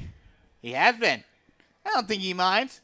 That ball's another high pooch, and it's fielded at the 35-yard line, falling forward and getting all the way out to the 42-yard line. Excuse me, the 41 is Goose Creek, and that's where they'll start with the ball.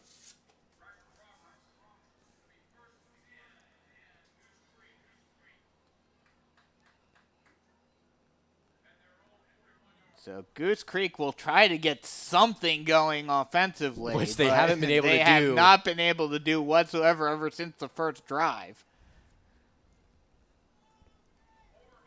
And Moore is actually back in the game. Jeez. Wow.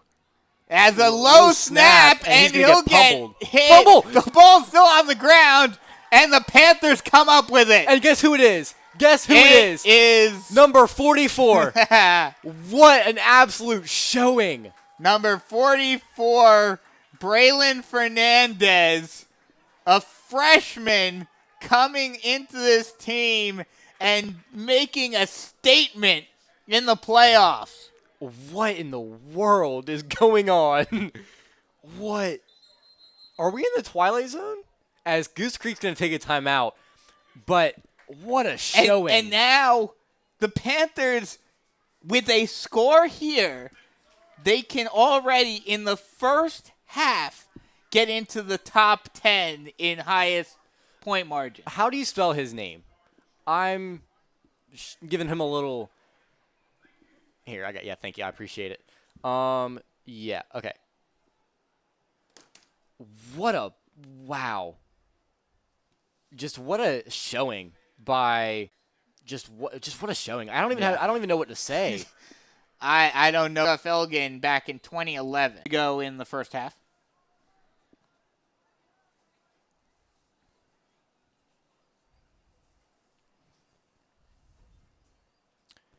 You know, I know it's a Saturday when I'm posting all these score updates is because no one is looking at the tweets. It's just they're just there. It's kind of funny. Shotgun set, 2 wide on either side. You can tell no one's used to high school football on a Saturday. Hayden Kaya moves into the tight end position. They'll hand it off to Zion. Just wow, what a game! And the defense, and it hasn't even been like the defense has been kind of iffy to start a game. Yeah. Like they gave up the first touchdown and then did not allow crap after. Whew! What a game! What a game! I'm loving it. It's McDonald's. Ba-da-ba-ba-ba. Shotgun set, 2 wide on either side. Saylor takes a snap, 3-step drop, now rolls out to his right, throws it while getting hit. It's a little high, trying to get it to Aponte. It was tipped a little bit anyway by number 7 for Goose Creek. That is Jordan Turner, but probably wouldn't have been caught by Aponte anyway. Another thing that I want to mention, the drive summary for this Kickoff Forest team through the first 6 drives, touchdown, touchdown, touchdown, touchdown, touchdown, touchdown. What a showing. Can they get the perfect half? Whew. Shotgun set, 2 wide on either side, and they're going for it on 4th and 9. And Kickoff Forest is going to take a timeout here. 50. They're letting the clock. Yeah, I was about to say they're letting the clock run a little bit, but 49 seconds to go in the second half. Yeah, in the first half, second quarter, first half. What do we even say? What? I don't know. What? We are already, and we aren't even at halftime. We are already in garbage time. Right. This is ridiculous. But I guess what we can talk about now is looking ahead to Fort Dorchester next week. And I'd argue that we had the harder opponent, and we're looking like we're going to be in the same type of situation. Yeah. And like Berkeley's defense is not that good. Berkeley as in general is not that good, and only is a relative term. But Fort Dorchester only put up 46. Yeah. We've put up 41 in one half against probably a much better team. Well, also you have to take into consideration too, Berkeley was the 4 seed coming out of this region. Right. And Goose Creek is the champion of that region, and we are dominating their champion. Right. It'll be, I think, and I mentioned this on the car right here. Fort Dorchester is beatable this year. Yeah. Sumter is beatable this year. They've lost a lot of pieces from last year. Yeah. Ending up going to Division I schools. Right. So Fort Dorchester is not the team that we saw last year. Shotgun set, 2 wide on the near side. They'll run the speed option. Saylor keeps it himself and will just fall down on the sack. That is number 40. That is Caleb Wall with the tackle, with the sack. And now, someone took a... Oh, we did. We took a timeout. Oh, no, the clock stopped because it's a turnover on down. Brandon. Woosa. Either way, defense is... It's... So that's the first time that the Panthers have not scored on a drive in this game. Right. And that is a pass that is completed over near the sideline to a wide open Davian Malloy for a first down for Goose Creek. And that'll stop the clock at 37.9 seconds left. Shotgun set. 2 wide on the near side. Three-step drop, getting some pressure, and sacked again. And a shoe went flying. And and this time it's R.J. Williams who comes in from the weak side and makes the tackle. Combined with number 46, I believe that is Manning hit. No, 46 is Jonathan Tagle. 56 is Manning hit. Okay, I don't. It's a 6. But 46 was also there. Tagle was also there. And this pass rush, and I mentioned it in the pregame. The one thing that sets up the one key part of our defense from the entire season has been the passing defense and the pass rush. And the pass rush has been amazing. It's been very good. As Goose Creek will take a timeout, and that should be their third of the half. No, I think Oh, okay. Yeah. Goose Creek. Why they stop? Yes. Okay, they're good. Yeah, they originally gave it to Carolina Forest, and then they switched it on the scoreboard. Right. So that will be the last Goose Creek timeout with 27 seconds left. And again, the pass rush has been very good this game, and just I don't even know what to say at this point. Like, we haven't seen this. I always said that the West Brunswick game was our most complete game. If we finish this game the way it started, this will be the most complete game of the season. Right. And like we mentioned, Panthers getting hot at the perfect time. Right. Shotgun set, 2 wide on either side. Moore takes the snap, 3-step drop, throws it to the near side, and it is completed right at the first down marker to Davian Malloy, and it will be a first down. Needed for the touchdown. That'll be Malloy again who makes the catch. Yeah. And so, in between Goose Creek touchdowns, Carolina Forest went on a 41-0 run.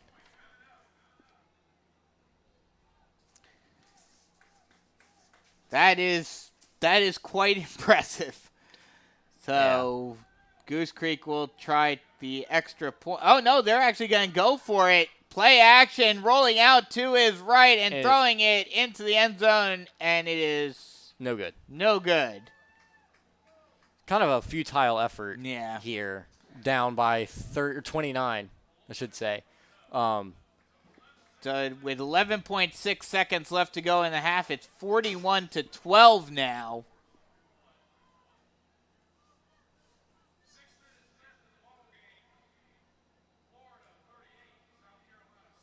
Jeez, the Florida-South Carolina score, they played it in over the PA system, 38-6, is quite ridiculous. Yeah.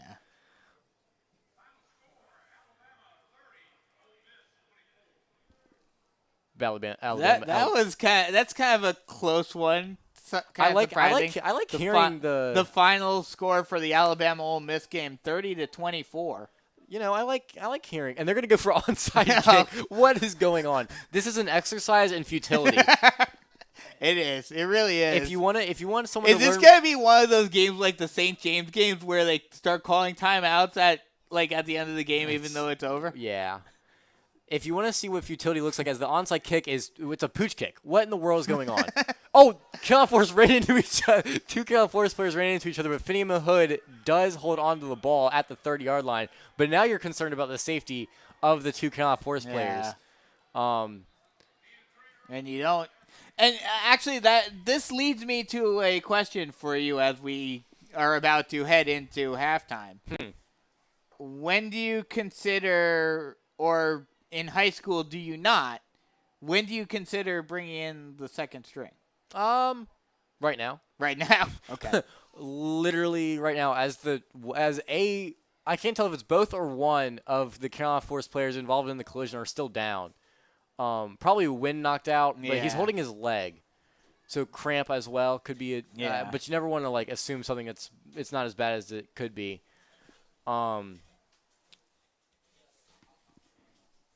Either way.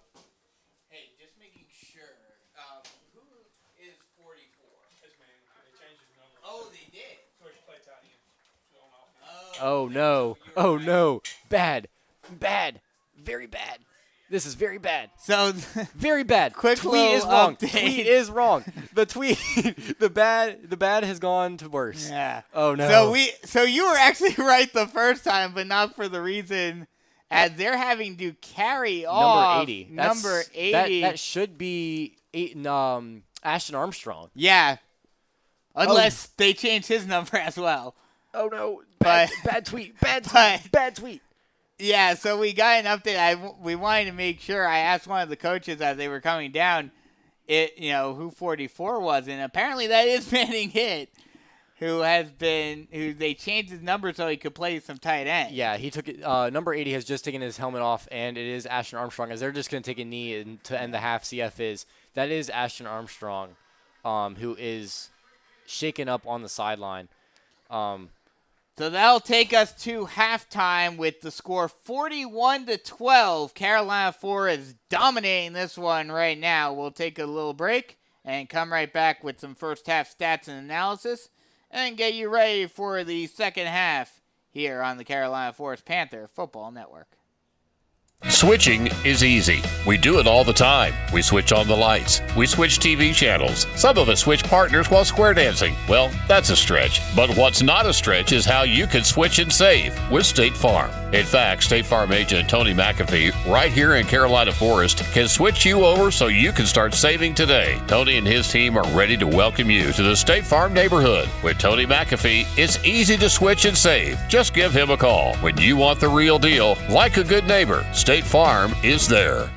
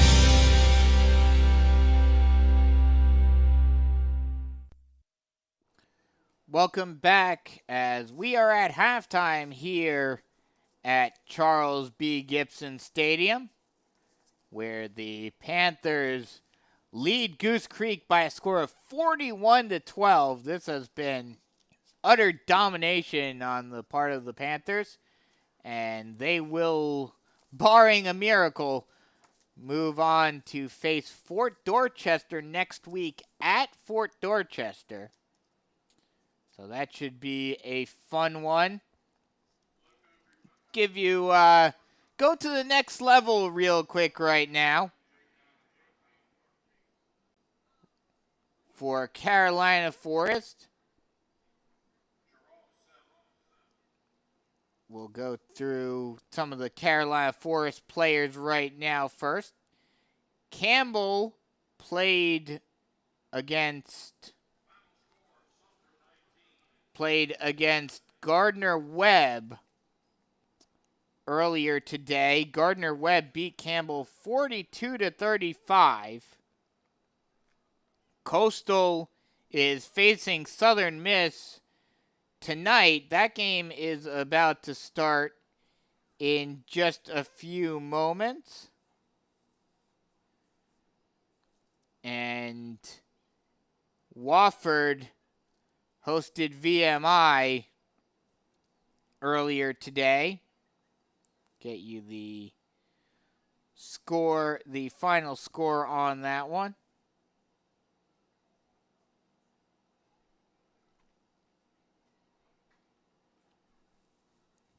Wofford beat VMI by a score of 34-16.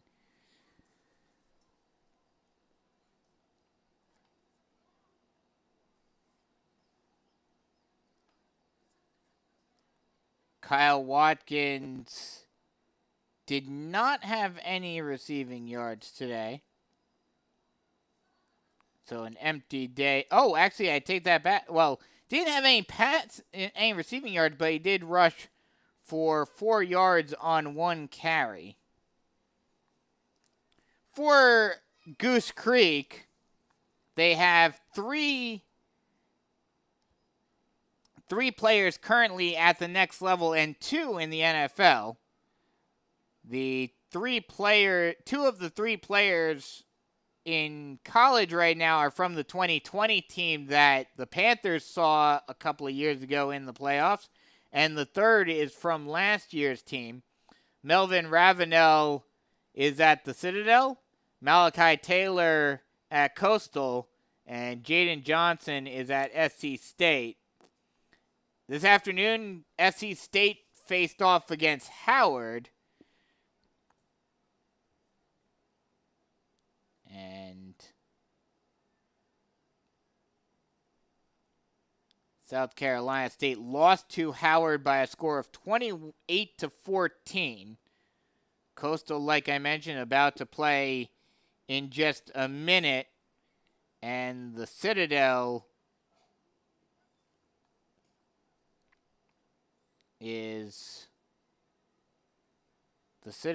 played earlier as well. Citadel beat Virginia University of Lynchburg 66-0. That looks like a score about the same as this game. Not quite as drastic, but close to it.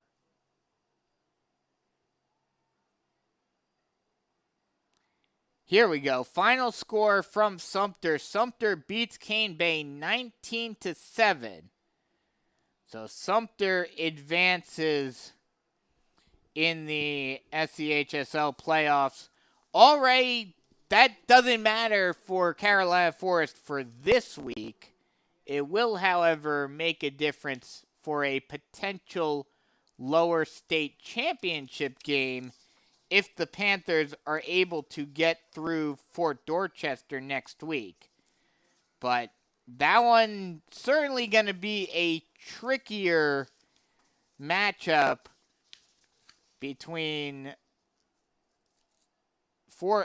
definitely a trickier matchup for the Panthers as compared to this one, as J.J. Chaddick is kicking field goals. He's out there on the field kicking balls from the 40-yard line. Actually, from the 45-yard line. So if he can nail one from 45, that's a 55-yard field goal attempt. Although he's taking extra steps, so it's more of a kickoff type start for him. But he's certainly getting them deep enough. But like I mentioned, Fort Dorchester next week, barring something crazy in this game. And like Preston and I were talking about earlier on, it's definitely a winnable game for the Panthers if they keep on playing the way they have, considering Fort Dorchester does not have the same team as they had a couple of years ago. Just go through some of the names that Fort Dorchester had 2 years ago that they do not have anymore. Avery Snipes, he's now at Charleston Southern. Brandon Johnson, he's now at Navy. Malek Horlback, now at Presbyterian. Demetrius Watson, now at South Carolina. And there's a few, and that's all actually for for Fort Dorchester, but that's still a few names that are away from the team, and they had some other players. Their quarterback from last year, still not. He was, wasn't picked up from a Division I school, but still was a very good quarterback in the state of South Carolina. This is an interesting little dynamic. Both the Carolina Forest kicker and the Goose Creek kicker are on the field working on their kickoffs as Preston Payne finally comes back. Decided to go get yourself some food, I see. Well, so yes. Apparently, Goose Creek's one thing that they do, they don't play football very well, but they make good hot dogs. Their concession stand is run very, very well. Got a little chili cheese dog. I see that. But I hurried as quickly back as I possibly could. I couldn't get an update. I kind of went by there and asked if I could, one of the student assistants, if I could get an update on Ashton. I could not get anything from them. But I'm hoping that I can find out something. He's got his pads off. So he's done for the day. He's done for the night at the very least. But he's also got a towel around his leg and an ice pack on it. Yeah, so hope for the best for Ashton. But I know we shouldn't because anything can happen. But looking forward, looking ahead to next week in Fort Dorchester, I think as long as the Panthers can play the game that they've been playing, the last couple of weeks, they certainly have a chance. I would tend to agree with that. You posed the question right as I was eating. I know. I hate you for that.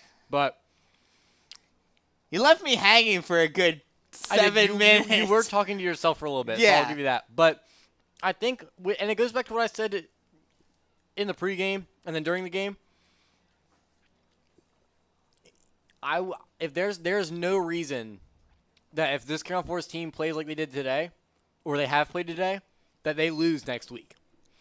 If they play like they did this week, they could have a very deep possibility of going to this lower state championship. And that would be crazy for this team. Could you imagine going to the state championship, going to Benedict? Now, I will say, and I've said this before on other things, but I hate that, and I understand why they did in 2020 with COVID and everything, but I wish that the state championship game was still at Williams-Brice. Could you just imagine being able to call a game in an SEC press box? Honestly, I couldn't. I would feel so out of place and so just not there. It would just feel like an out-of-body experience. Love it. Any update on anything with Ashton? And, I mean, the Benedict Stadium is nice, don't get me wrong, but, there's a big difference between a Division II stadium and an SEC stadium. Exactly. Just all the wide receiving core has just run over and said hi to Ashton and just made sure he's okay, which is telling me It's telling me two things. One, it's pretty bad. One, it's bad, but also that they're putting his leg in a blow up cast. Yeah, that's not good. That is not good at all. And he is a senior. He's a correct? senior this year. So that's an unfortunate way to more than likely end your high school career. Wow. But so hope for the best for him, obviously. As we are just moments away from the second half getting underway, and you want to hear something crazy? We get the ball back. Oh my God! The second half. So that 41-12 lead may be extended even further. But it'll be interesting to see what offensive group he puts out to start the second half. Yeah, that's going to be something like we talked about at the end of the first half is how long do you wait before you decide to put your second string guys in. And I'm wondering if what we're seeing right now with Ashton Armstrong kind of is sitting in the back of Coach Mark Morris's mind. Head saying we need to take our starters out now so Right. that we make sure that no other players go down. And luckily, I mean, be careful with your wording. I know. Be very careful with your wording right now. It is. He's not a starter. Yes, that's what I was going to say. I know, and I kind of saved you from making probably a bad comment. Yeah. Because you were going to say luckily, but he's not a starter, and it really sucks for him. Don't get me wrong. If his leg is going in a blow up cast, that is that's not a good sign. at all. Yeah. But he doesn't play very much, and it won't necessarily affect the team as deeply. Yes, now, exactly. Also, but here's another thing. We've seen teams rally around Ryan Shazier, the Steelers. Exactly. We've seen teams rally around somebody. Big injuries. Yeah, right. So That could play a big part into it, but again, you never want to see someone's leg going into a blow-up cast. Of course. But yeah, so it'll be interesting to see how this team plays because you kind of have that double dynamic now going into the second half where on one hand, yes, this game at least looks like it's in the bag. You probably want to bring your second string guys in. You're going to run the ball a lot more and just try to use up as much clock as you can. But at the same time, do you want to do something for Ashton to make this a big game? Well, I don't even know that it's about this game, but going forward, it could be a big moment. Oh no! If that Gator is telling me what I think it's telling me, they're carting him off. Oh, it's not that he can't even. It's not even that he can't put pressure on it. It's that It's the fact that he can't even. Oh no! So we're gonna have to. Oh no! That also means that his injury severe enough that they can't wait to keep it in the blow cast. Yeah. So, yeah, he's on the medical table, and they've brought a cart over. Gator, a little gator. Yeah. John Deere gator type thing out. And they're going to attempt to slide him over. Ashton is a big dude. Yeah. It is not going to be easy to slide him over. As the Panthers are coming out onto the field to get ready to receive the second half kick. But okay, so Scotty has his helmet on. It doesn't look like it looks like he's coming onto the field. All the starters still have their helmets on, and everyone's now coming over to Ashton and saying everyone's dapping him up and giving him high fives and all that. Just not something you want to see, especially in the playoffs, regardless of who it is. Yeah. So we'll have to wait and see what the Panthers decide to do in terms of how long they keep their starters in and all of that as the Panthers come out onto the field and get ready to receive the second half kick. And we are just about set to get football underway once again here in the second half. And it's really a shame that it happened at the end of the half. Yeah. In a 29-point lead. Blowout. Yeah. Yeah. That obviously you pray for his recovery. Yeah. You can't say anything other than that right now. As Carolina Forest sideline getting hype. Yeah. For the kick return. And the kick is off. And we have started the second half of the second round of the SCHSL playoffs as Owen Hall's going to return it. He might have had space, but he gets tripped up. Was that a little bit of that storm turf there? Maybe, but given how dry, because I actually walked out on the field pregame. Yeah. And it was very dry. Like, it was a little squishy, but you would have never guessed that 3 inches fell just a couple of days ago. Which it's funny that it didn't rain at all yesterday after they moved the game back. Right. As the Panthers come out on offense. Shotgun set, 2 wide.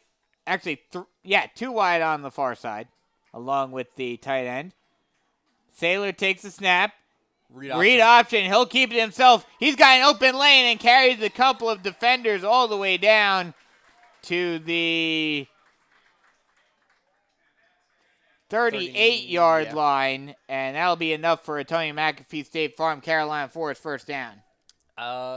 Just good run, good offense. I feel like a broken record, and usually when I said that, it's been bad. Yeah. But feeling like a broken record is good when you're It's saying on a good side, yeah. Right. Shotgun set, 2 wide on either side. Motions Hayden Kine over to the far side into the tight end position. They'll hand it off to Khalil Johnson. Khalil Johnson gets through the hole and gets pulled down at the 45-yard line after a gain of 7, actually. Just good running. Just good running time off the clock.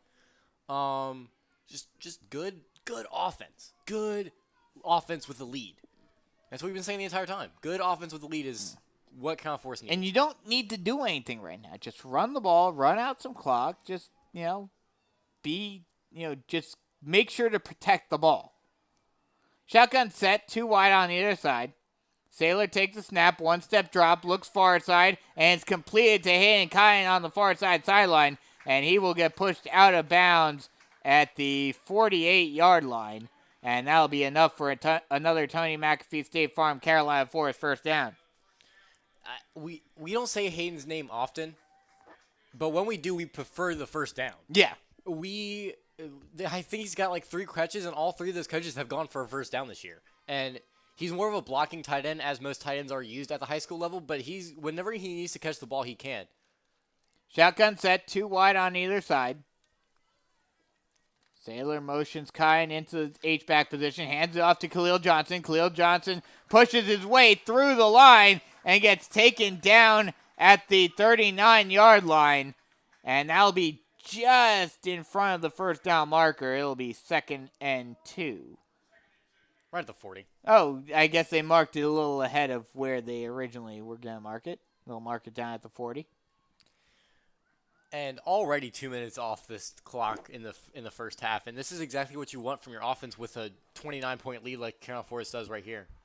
Shotgun set, 2 wide on either side. Saylor takes a snap, 3-step drop, rolls out, throws it to the far side, and it's caught by Schuessler. Schuessler still on his feet and falls forward to the 20-yard line. The 20-yard line. Yeah, 20-yard line.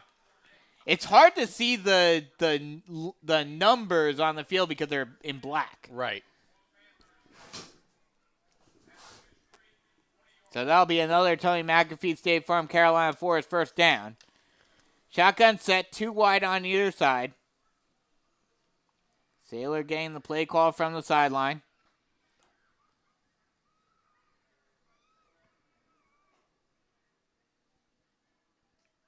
Saylor now gets set.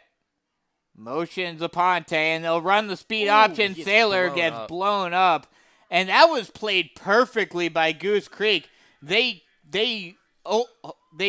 got in between Saylor and Aponte, so he couldn't flip it out. Right. But what's interesting about that it was Aponte was the one that was going to receive the Yeah. pitch. And he was basically motioning behind the quarterback as the running back, basically. And that was a very good. I like the play call. I like the slight wrinkles that they're throwing into the offense. And that's what's been great about this offense over the last couple of weeks is those trickeration plays, those little wrinkles that they've put in the offense over the last few weeks. Shotgun set, 2 wide on the near side, and a whistle is blown. Yeah, delay of game. Delay of game on the offense. Yeah, the offense just trying to be very methodical, run down some clock. 8:45 left to go in the third quarter. Ran down a little too much clock. Yeah. But honestly, I'll take the delay of game. It's 2nd and long, but again, the offense has proven time and time again that they can get 2nd and long completed on that second down play. Shotgun set, 2 wide on the near side.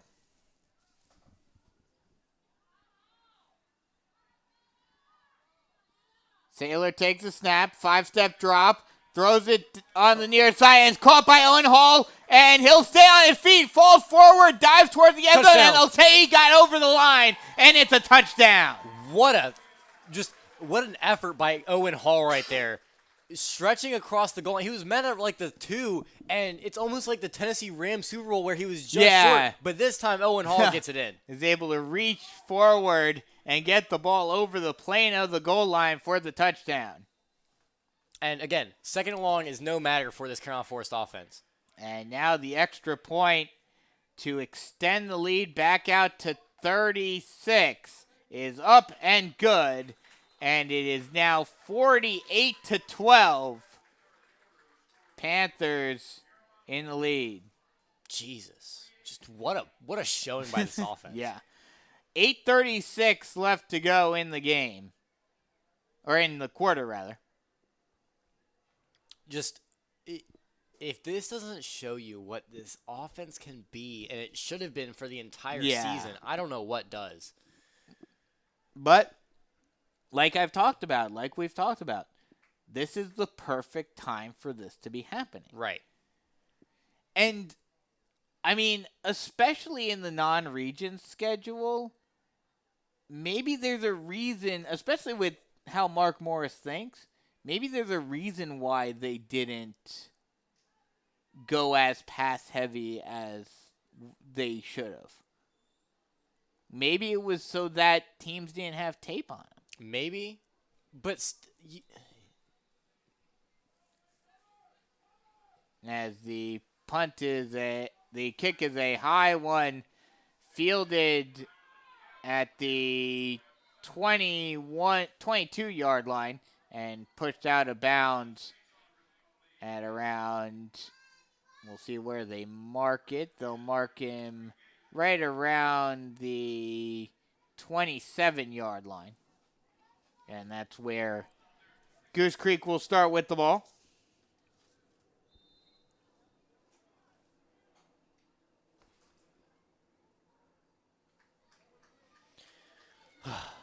Shotgun set, 3 wide on the near side. They'll pass it, play action, and it's caught on the far side by number 6, Troy Reed. And that'll be an 8-yard gain. It'll be 2nd and 2. Ball on the 35-yard line. They'll pass it again. This time, exact same play again to Reed. And it's caught right at the 40-yard line. And they will say he got the first down. So it'll be 1st and 10 from the 40. And it looks like Goose Creek is running some hurry-up offense. Shotgun set, 2 wide on the other side. Play action pass. No. They do hand it off. And getting taken down after. Oh, no, still on his feet. Now the whistles are finally blown. After a gain of 2 is Williams. Oh, they're going to actually give him 4. So it'll be 2nd and 6 from the 44-yard line. They'll hand it off again. Williams tries to stay on his feet and spins forward for a gain of 2. And it'll be 3rd and 4 from the 46. This right here is just defense. Get a stop. Snap, read option, keeping it himself. Will get around to the outside and get a first down. Wow. Looked like Moore was held up just past the line of scrimmage, but was able to bounce it to the outside around the corner and got out all the way out to the 47-yard line for another Goose Creek first down. Shotgun set, 3 wide on the near side. Play action pass, throwing it to the far side, Incomplete. And it's incomplete. And crowd gave a standing ovation as Ashton just got carted off the medical table and is getting taken back to the field house, and we won't know what his status is until later tonight. Shotgun set, 3 wide on the near side. They'll hand it off, breaking through the first line of defenders and getting all the way down to the 37-yard line is Malik McGowan. And that'll be enough for another Goose Creek first down, and now the Goose Creek offense is starting to get going, but I think it's a little too late. As rolling out is Moore, and he'll throw it deep, and it is incomplete. Tried to get it to Troy Reed. Pass rush very well right there. Yeah. It was very good. Yeah. So it'll be 2nd and 10 from the 36-yard line. Shotgun set, 3 wide on the near side. Moore. Fumble. Oh, he loses the handle. Still gets it back. Throws it Pick it. deep. Oh. And it is thrown well too far. Jamori Davis was in the area, but just Jam. wasn't anywhere near able to pick it. Everyone calls him Jam. He loves Jam. But yeah, he was just great pass rush there, and they've been opportunistic all day. Shotgun set, 3 wide on the near side. Play action pass, getting some pressure. Still on his feet is Moore. Moore will bring it down and take it himself, and will get taken down. Well short of the first down, but it'll be a gain of 4. Good tackle there By hit. by, Manning hit in number 21. I thought Manning hit was 44 now. Yeah, Manning hit was there, 44. But 40, it was 44, primarily 21. Yeah. Who I'm trying to find. That may be someone else who changed their numbers. They're going for it on 4th down. Snap. Taking 3-step drop. Looking to the sideline. Caught for a first down. Make a move. He makes 2 guys miss, and it is going to step out of bounds as my water bottle falls. He will step out at the 10-yard line. What a great catch by Davian Malloy on that play, and a good job making a couple of defenders miss and getting the first down. So it'll be 1st and goal for Goose Creek. They'll go shotgun set, 3 wide on the near side. Throws it inside on the slant route, That's but bad. it's tipped. And they're going to call pass interference. Oh, There's 3 wow. flags that came in. On number 30, that looks like a very clean pass deflection right there. Yeah.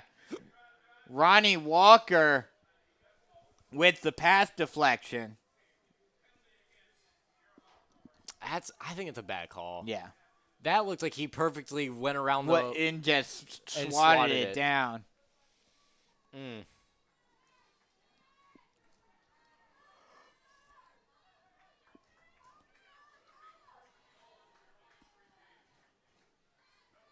So now 1st and goal from the 5 for Goose Creek. Shotgun set, 1 wide on either side. They'll run the read option, and Moore will just push his way to the goal line, and they're going to say he was just short, held up at the 1-yard line. So it'll be 2nd and goal. They'll run the read option again. This time hands it off. And Malik McGowan gets the score for the touchdown for Goose Creek. And it is now 48 to 18. It will be 19 if they make the extra point. But I don't think they're going to go for the extra point. Oh, They're gonna they'll go for for the 2, 2-point yeah. again. It'd be funny if they kept missing it. Yeah. Um, So they're going to go for 2. Shotgun set, 1 wide on either side. Moore calling the play. Now sets up again. Low snap, read option, and Moore will just walk his way into the end zone. Wide open hole for Moore to get into the end zone. And it is now 48 to 20. And you would have to imagine, especially with the clock not really on your side, that Goose Creek would have to try for the onside kick. if you're still trying to win, which obviously they are going for the 2-point, you would have to assume that they would, but you'd have to win like 4 straight of those to get to come back. But, I mean, this is garbage time. The true defense only gave up 6 points. Yeah. 14. We'll give it, or 12. Yeah. We'll give them their touchdown. their touchdown at the end of the half. But it just is what it is. Yeah. So it doesn't look like they're going for the onside kick. Yeah.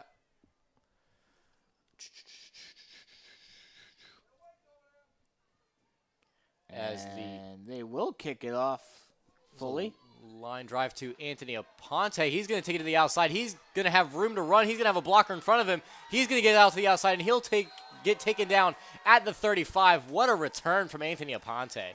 And a little bit of extracurriculars on the sideline over on the Carolina Forest sideline. Mark Morris just looked dead in the eyes of Anthony Aponte and told him to stop. Yeah. Good return, though, down to the 34-yard line is where they're going to spot it. So that's where the Panthers will take over on offense once again. And you'd have to imagine that they'll just do the same thing as they did in the last drive. Just run the ball, run. Keep the clock running.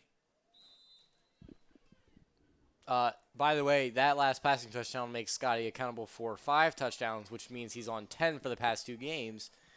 Scotty's just him. Scotty is just that guy. Shotgun set. They'll move Kine from the slot receiver position over into the tight end position. They'll hand it off, and Zion Gilbert will get taken down right at the line of scrimmage for no gain, and it'll be 2nd and 10. And if you want to go by who's actually scored the touchdowns, Nate has 2, Owen has 1, Scotty has 2, and then Zion and Khalil each have 1 as well. Have 1, yeah. He's been spreading the ball around so well. It makes it so hard to defend everybody. And that's exactly what you want to see. Shotgun set, 2 wide on the far side. The Sailor will roll out, throw it on the run, and it's caught by Schussler. Who fumbled and he'll go out of bounds. Yeah. And they will say he made the catch before he fumbled it. The he fell out of bounds anyway. Yeah, the near ref is very confused. He said incomplete. It was not. So it is another Tony McAfee State Farm Carolina Forest first down, and the Panthers get into Goose Creek territory at the 48-yard line. Just poise, the precision so far. And on that route, it was a comeback route to Nate, and the anticipation, he threw it at the top of the route instead of waiting for him to come back for it. Just great anticipation in the offense. Shotgun set, 2 wide on the near side. Sailor takes the snap, hands it off to Zion Gilbert, and he will get held up at the 45-yard line after a gain of 3. Someone's revving an engine. Yeah. It might be the Carolina Forest offense. The offense has been purring like just like an engine should. Yeah. It is a well-oiled machine. As I say that, they're looking to the sideline. But at this point, they're just looking to run. They're just running. They're just running out the clock at this point. Shotgun set, 2 wide on the near side. 3:20 left in the third quarter. Sailor, 1-step drop, looks near side, and Aponte drops a wide open pass. Not something you see often. No. And you can tell Anthony's mad at himself more than anybody for that one. Just a little hitch route by Aponte, and he was left wide open, and it just hit him in the hands, and he dropped it. So that'll bring up 3rd and 8. 3rd and 7, actually. 3:17 to go, and it might not be 80 like they were on pace for at the start of the half, but still, could maybe get 60, maybe 60, yeah. Shotgun set, 2 wide on either side, and Sailor gets blown up as he pitches it out to Gilbert, and that will be Khalil Johnson, and he gets a gain of 1 on the speed option, and it'll be 4th and 7. And now do you punt it? Knowing Coach Mark Morris, probably not. But I mean, honestly, we'll see. There's no point in not you're up by 4 touchdowns at this point, so it doesn't really matter. I mean, yeah, yeah, basically. Looks like they're gonna go for it though. Shotgun set, 2 wide on either side. Sailor takes the snap, rolls out to his right, throws it on the run, and it's caught by Schussler for the first down and more, and he'll get pushed out of bounds at around the 26-yard line. How many times have They'll we mark seen it at the 29. How many times have we seen that play work? Just A lot. a rollout to his right. Nate Schuessler on a comeback route, Yep. and he throws it at the top of the route. Nate turns around, the ball's there. He catches it. They get a first down, and the chains keep moving. It is like clockwork. As he was not out of bounds, so the clock continues to run with 2:10 remaining in the third quarter. Shotgun set, one wide on either side. And Kyan will move to the H-back position. They'll hand it off to Zion Gilbert, and he'll get taken down at around the 24-yard line. Not a bad run. No, This game has just been so good. it has Just been. a really good all-around game. A minute 45 left to go in the third quarter. 48-20, Panthers in the lead.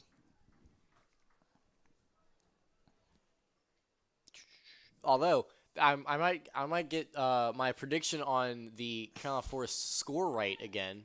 True. With the 28 points given up by the defense every single game. Shotgun set, one wide on either side. Saylor will hand off to Zion Gilbert, and he'll push forward to around the 22-yard line. Setting up at 3rd and 4. 3rd and 3, I think. Yep. Yeah. I mean, what else do you really have to say? Like, This Scotty's has just been utter domination? Well, yeah, but I mean, we've already kind of said that. Well, yes. It's already been. That's been. I mean, the score says that itself. Shotgun set, one wide on either side. Saylor moves Kyan over to the left side of the line. Read option. Saylor keeps it himself, and he'll try to push forward. But he will get held up at the line. The Gators will hold him up right at the line of scrimmage, and now it's 4th and 3. And you don't have to run another play here if you don't want to. Clock's about to run. 25 seconds left to go in the quarter. And that is exactly what they'll do. Panthers will take a 48-20 lead into the final quarter of this game and look to finish this one off and get another playoff win this season and move on to the third round and Fort Dorchester next week. So with the third quarter ending, we'll take a quick break and come right back with the fourth and final quarter here in the second round matchup of the SEHSL playoffs here on the Carolina Forest Panther Football Network. Switching is easy. We do it all the time. We switch on the lights. We switch TV channels. Some of us switch partners while square dancing. Well, that's a stretch. But what's not a stretch is how you can switch and save with State Farm. In fact, State Farm agent Tony McAfee, right here in Carolina Forest, can switch you over so you can start saving today. Tony and his team are ready to welcome you to the State Farm neighborhood. With Tony McAfee, it's easy to switch and save. Just give him a call. When you want the real deal, like a good neighbor, State Farm is there. Welcome back as we head into the fourth quarter, and with it being garbage time. Garbage time since the end of the second half. But since it's the fourth quarter garbage time, there we go. I will hand over the play-by-play duties over to Preston Payne. Preston, take it away. Goodness gracious. I'll probably talk just as much, to be honest with you, considering I'm color guy and it doesn't really matter. Yeah. But going into this final quarter, I mean, again, utter domination. Barring something literally insane, we will be going to Fort Dorchester next week, and we'll have a lower state semifinal to be playing for. Yeah. A spot in the lower state Finals. Yeah. A spot to go to probably either Somerville or Sumter. Yes. Well, we already know Sumter is one potential option. I will try to see if there is an update on Somerville. Scotty with Zion to his left in the shotgun. Nate on the far side along with Anthony in the slot. Zion will motion it to Scotty's right with Owen Hall on the near side with them. Shotgun set. One step drop. Scotty's going to look to the outside, and it is Scotty threw to the Anthony trying to anticipate the out route, and it is just picked off by number 5, Kane Moses, on the interception. And I mean, it being garbage time, I don't know that it really matters, but it just kind of is what it is. Oh, interesting note that I got from Scott Saylor's dad on Twitter. Scott just tied the Carolina Forest season touchdown record. With the Owen Hall touchdown? Well, this was 15 minutes ago. So I it think would've he been- might have broken it. Deep pass down the sideline, and it is going to be caught, and it's going to be a foot race to the end zone, and it is going to be taken down at around the 25-yard line. Is number 5, I believe. Oh, it's going to be Lavarius Major on the catch and run down to the 25. The 15 minutes ago definitely would have been the Owen Hall touchdown pass, so that would tie the school record in a season, as midline read option is going to get blown up. Drew Moore is going to get stood up for probably a loss of about 2. But that's something to keep an eye on for next week, assuming that Scott doesn't throw any more touchdowns. In this game? And not surprisingly, that record is held by, well, it's tied now, but it was held by Mason Garcia. As the refs, I think, called a timeout. Maybe. I couldn't tell what happened. But they haven't updated the timeouts from the first half.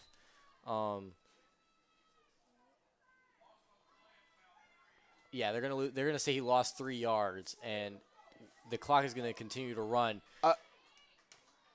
Quick update on the Somerville game. This was 8 minutes ago. End of the third quarter, 28-7, Somerville in the lead. So what we've said was probably gonna happen happened. Yes. As number 9, Malik McGowan, Yes. rushes for no yards on a counter play, setting up 3rd and 13. Two on both sides. Shotgun set. Drew Moore looking to the right side. He's going to find a man, and it's going to be caught, but it should be short of the first down. It'll be caught at around the 13-yard line, and that's where it'll be taken down. Number 10, Davion Malloy on the catch, and that'll set up 4th and about 7. And they're definitely going to go for it here. Yeah, they're just trying to do anything to stay in this game, down by 28. Shotgun set, 2 on either side, and it's going to be offside. That shouldn't give them the free first down, but it'll make it 4th and much more manageable than 4th and 7. Will it give them the first No. down? It should, yeah. It'll okay. be 4th and 2. 4th and 2, yeah.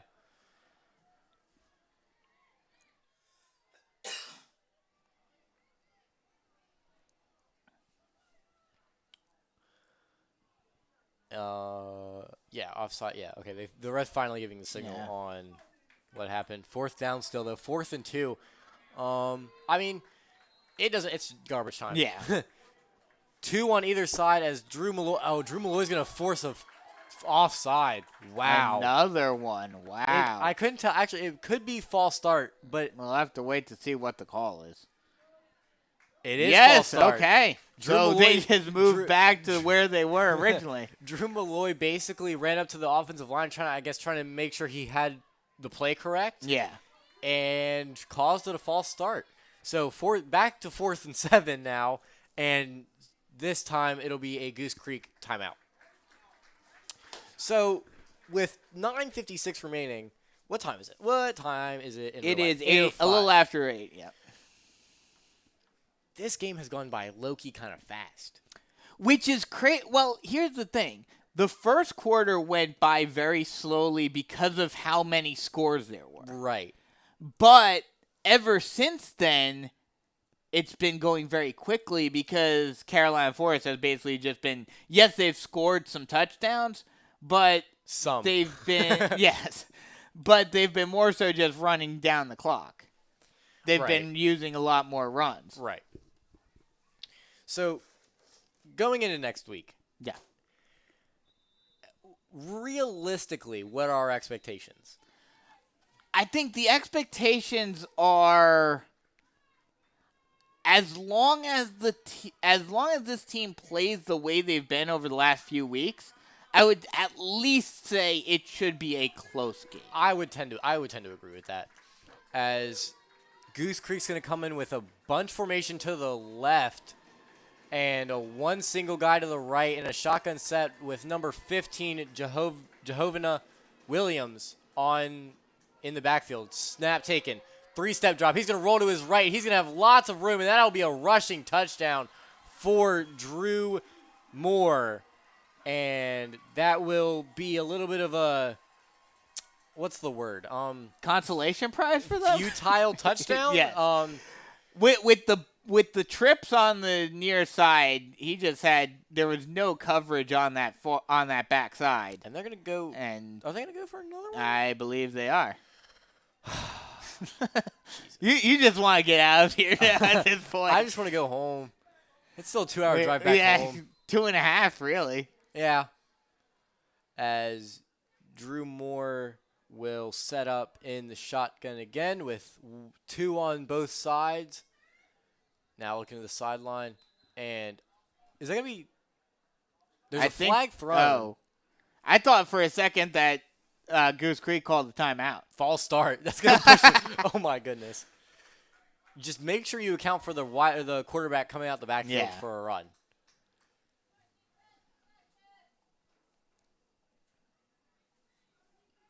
And they're still looking at the sideline. They're going to be set up with the same formation, 2 on either side with number 15 Williams in the backfield with him. Snap taken, play action. Looking to the left side, it is caught for the 2-point conversion. So 2-point conversion is good, and now we have an actual 4-touchdown score for somebody. Goose Creek with 28, but CF with 48, up by 20, going into with 9:48 to go in the fourth quarter.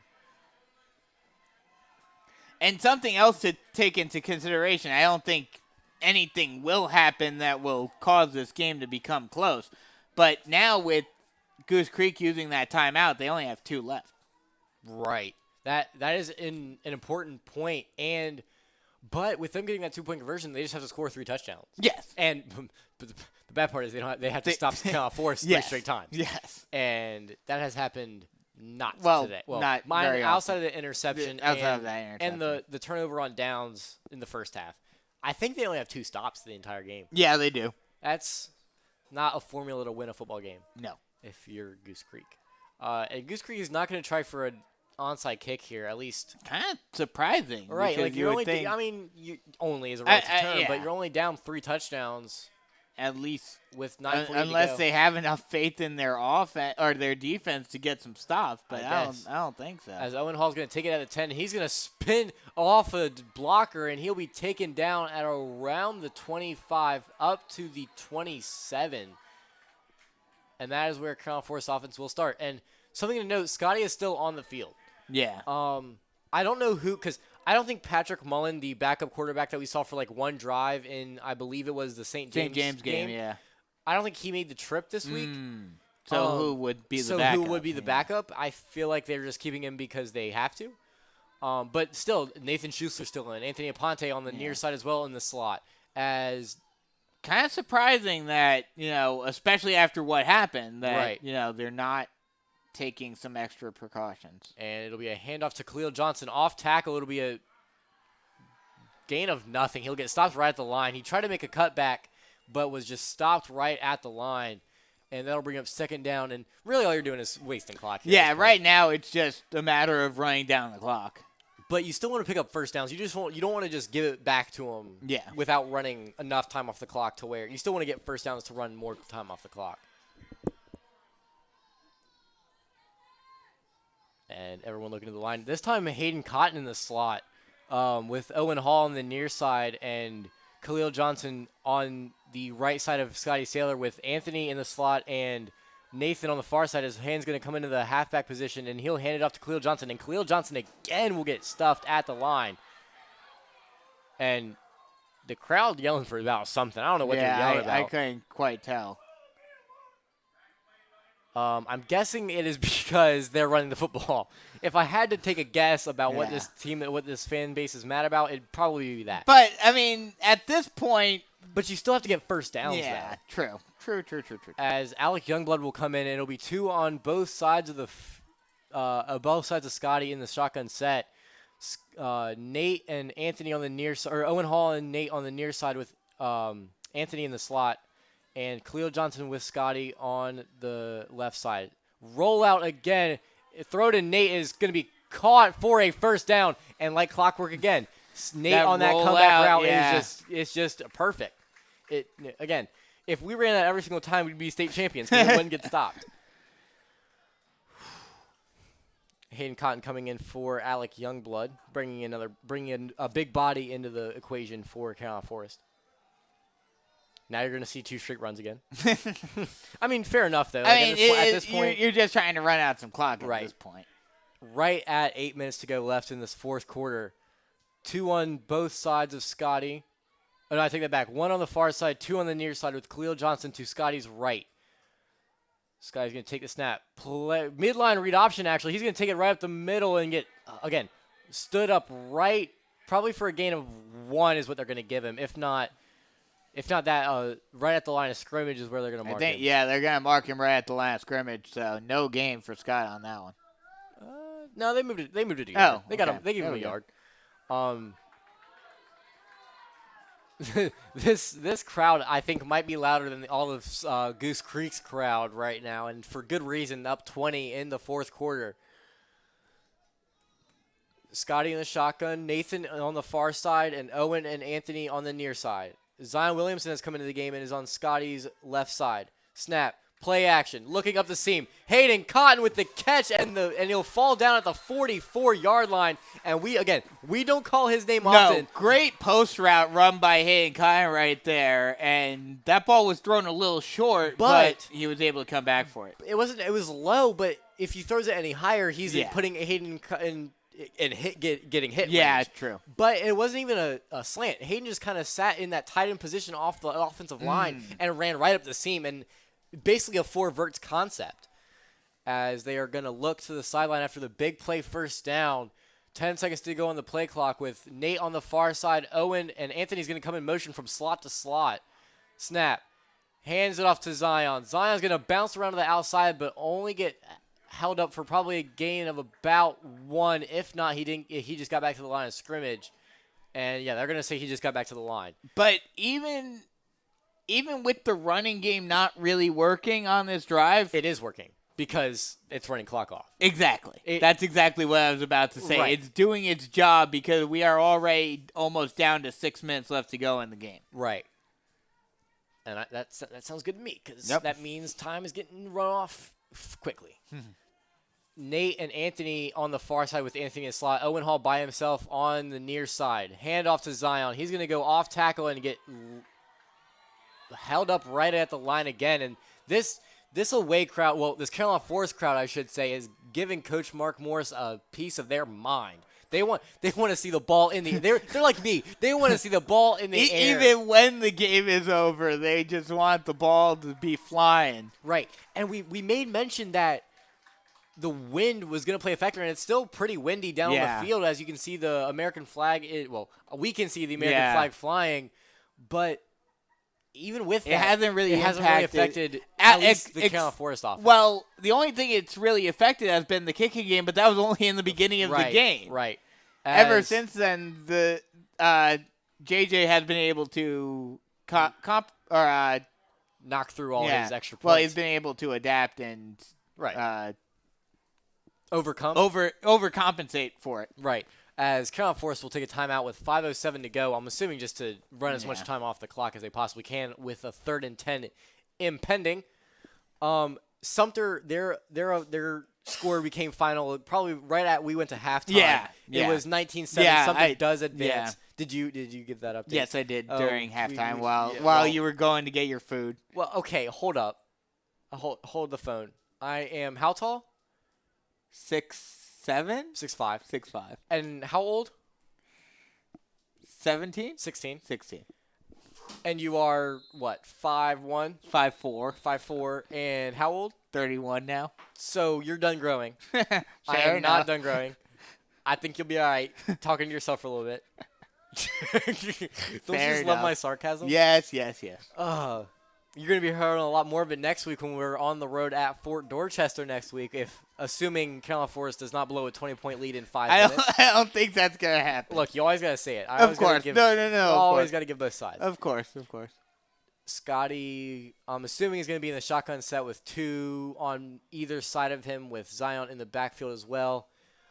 Owen and Anthony Aponte on the near side as Zion's going to motion to the near side to Scotty's right.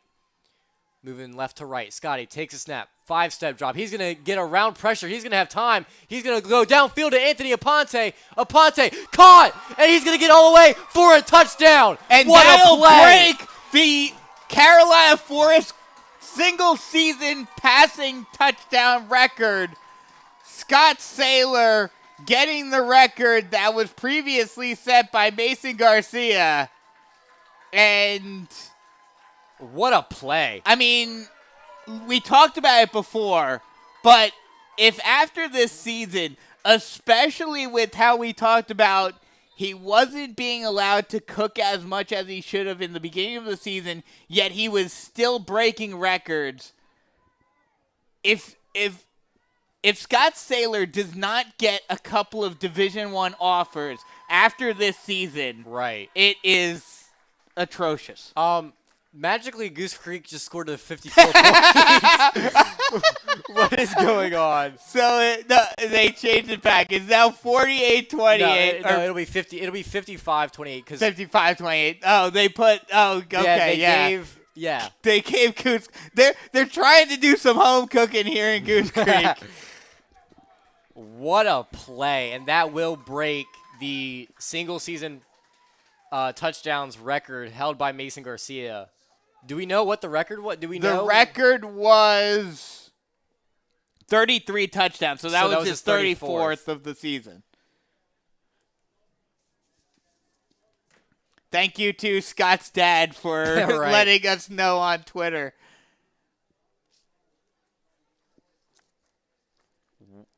And now, because of the defense, giving up a couple of touchdowns in garbage time, this more than likely won't be one of the highest point margin of victory games, but it will still be one of the higher scoring games for Carolina Forest. Right.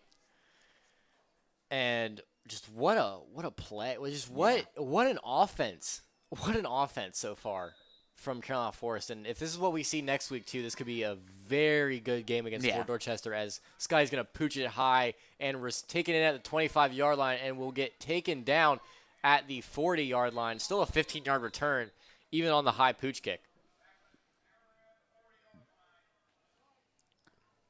This has been a throbbing. Yes. A throbbing. But like I mentioned, I'm just,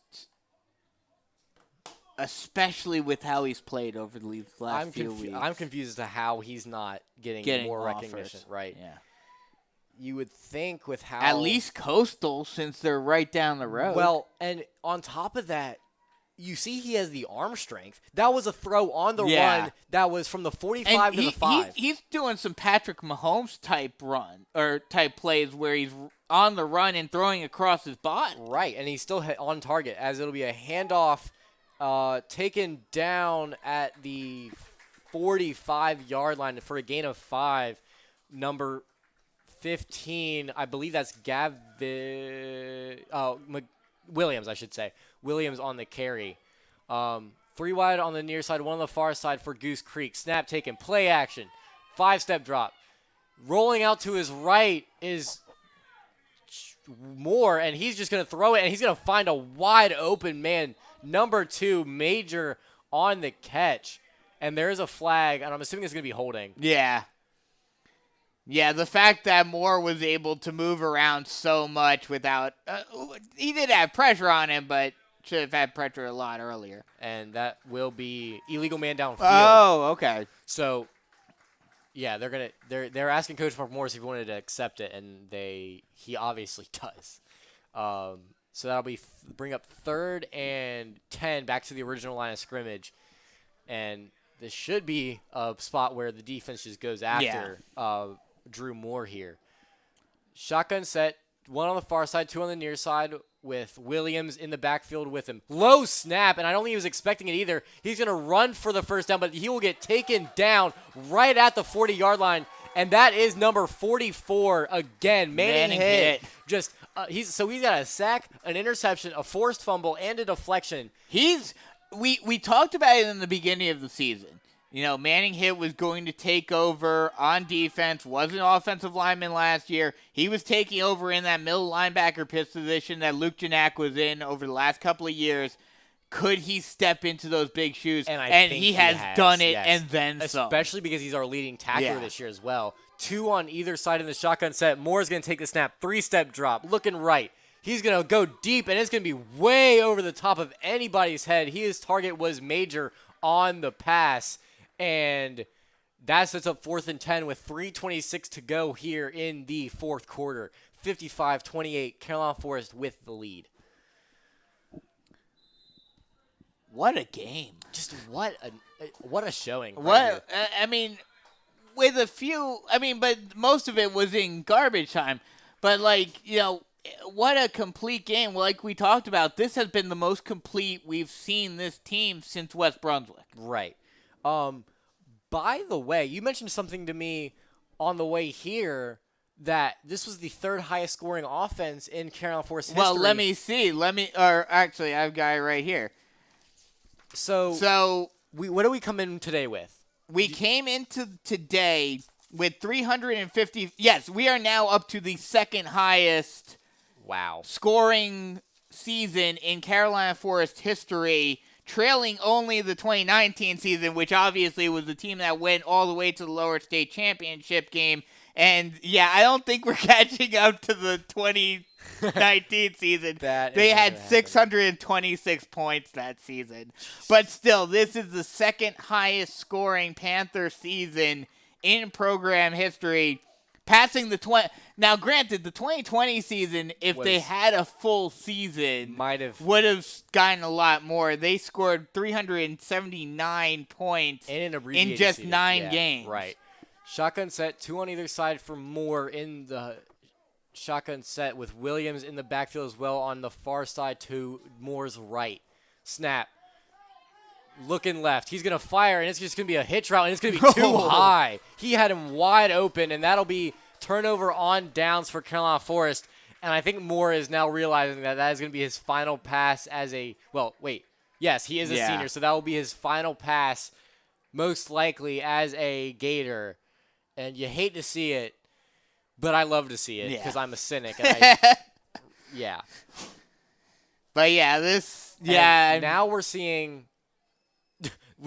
the backups coming in now, except for Scotty. Quavius drawn in the backfield. We're getting deep in the depth chart here. Number 27, I believe that's DeMarcus Kraft on the far side. And shotgun set for Scotty. Quavius drawn in the backfield. Snap. Hands it off to Drawn, and he's blown up in the backfield. It is 2nd string, so it kind of just is what it is. With 3:10 left to go in the game. And at this point, the Panthers are just trying to use as much clock as possible, just trying to run this clock down. Yeah. 3 minutes left to go in the game. And, you know who I haven't seen? Who? Bryson Johnson. Where's he been? Yeah. I think he's been playing defense. He might. I'm trying to look to see if I even see him on the sideline. Oh, I see him. Never mind. I see him over there. Yeah. Scotty's shotgun set. 1 on either side with Quavius drawn. Hayden's going to motion into the left side. He's going to come back around, and Drawn's going to get probably a gain of about 2, making up for the loss of 3 on the first down play. That'll set him up with back to 3rd and 10. No, 3rd and 15. Wait. How do we move? When do we lose 5 yards? There might have been a penalty. Maybe I don't. We're through this game. We're in garbage time right now. We're not on our A game. We're not on the A game. Braden McWhorter has come in with Hayden Cotton, I should say. DeMarcus Kraft and number 82 on the near side. Quavius drawn, motioning to Scotty's left on the far side. In the shotgun set, Scotty takes the snap, hands it off, I should say, and Quavius Drawn's going to get a gain of about 1. And, hey, Drew Moore shouldn't be that sad because he'll get another shot at offense. Yeah. Now. So look at that. But either way, just a great win right here for Carolina Forest. And Anthony holds another record. And Mason Garcia's at ECU right now, and Scotty's barely getting recruited. Yeah, that's what I'm talking about.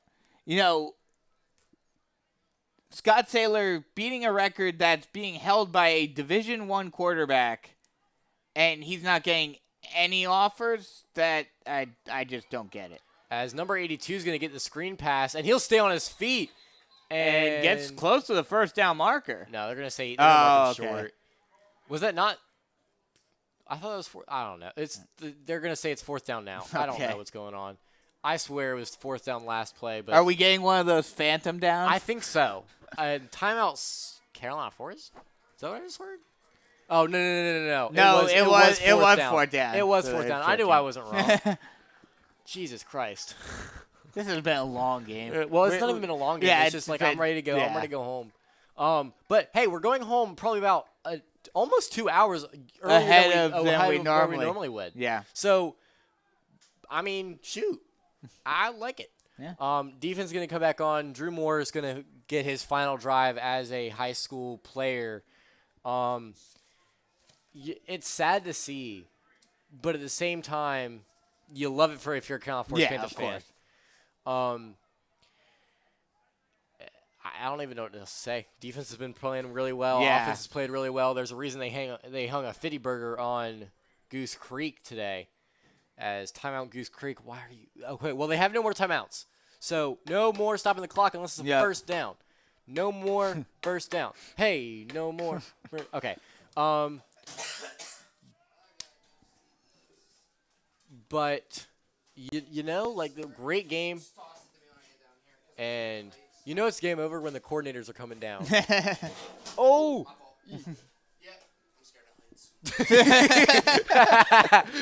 the guy comes down, he's going down the stairs, and he, like, loses balance a little bit and goes, I'm scared of heights. Oh, my goodness. We are having fun. We are having fun. This is the energy. This is the energy you have when you're going to the third round of the SCHSL playoffs. And this will be where are you going with this? 11th playoff win? Well, yes, it is the 11th playoff win, but there's something else. Drew Moore takes a snap. He's looking downfield. He's going for a bomb. He's going to overthrow everybody. That's going to be an incomplete pass. And, you know, just a deep pass that just didn't work out. This will be the 5th time that the Panthers have made it to the quarterfinals. Oh, yes, sir. I will be interested to see this. I have a feeling next week is going to be a big game in Fort Dorchester. Oh, yeah. Next week is going to be such a big game. And then either way, like we were talking about earlier, either way now, I need to check to make sure. As Drew Moore's going to scramble for a first down, and he'll be taken down at the 47-yard line. And with 45.9, the clock stops because of the first down, but there's nothing stopping this clock from here on out, outside of first downs.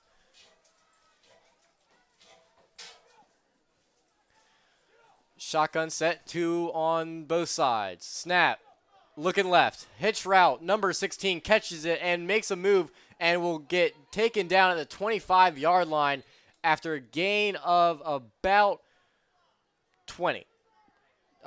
Number 16, Jaden Stevens makes the catch. And 34 seconds to go in the game. And clock should be starting here soon, but it's not. I don't know why. Snap, taken. No step drop. Moore's going to look wide open middle of the field, and he's going to get a touchdown. He's going to walk into the end zone, but there is a flag in the backfield. This one's coming back. Yep, this one almost certainly is coming back. No update on Somerville as of right now since their end of the third quarter post.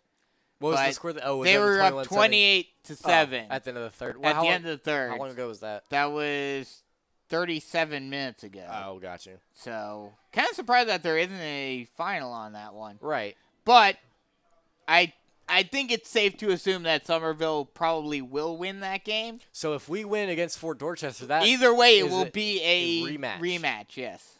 Obviously, I would like to see Sumter again because it would feel really sweet to beat them, Yes. especially their own region. Shotgun set, bunch formation on the far side. Moore is going to take the snap, look right. He's going to throw a slant, and it is through the hands of two separate Goose Creek players and dropped twice. You don't see that every day. No. That'll be 17 seconds to go and 2nd and 10.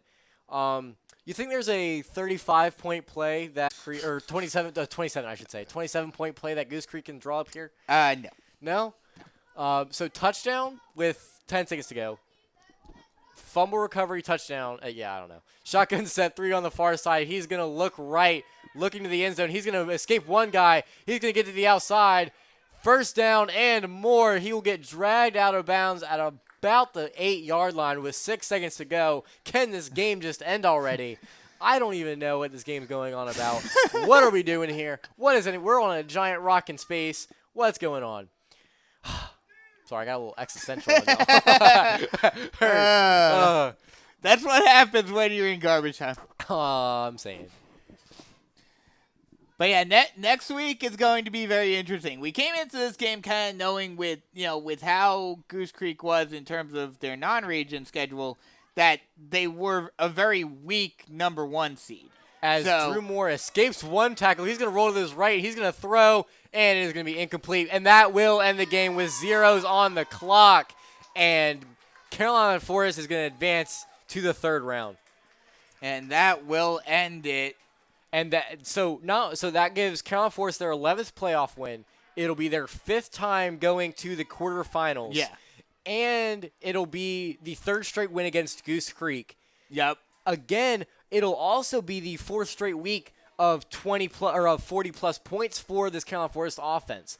And all of those things combined, again, hey, you know what that score says? 28. The defense is so consistent. It's 28 for the past. They've given up 28 points so the past 4 weeks. basically, the score to get is 28. Yes, the score you need to get is 28. If the offense can score more than 28 points, then the Panthers will be able to win next week. Is that what you're saying? I think that's roughly what I'm saying. But what a good win here. Scotty breaks the touchdowns record today with 34. Previously held by ECU quarterback Mason Garcia. Just a great win overall. Carolina Forest 55, Goose Creek 28. Scott Saylor has an opportunity to extend that record. He does too, as well. And that should wrap it up from Goose Creek. Carolina Forest 55, Goose Creek 28. We will see y'all next week in the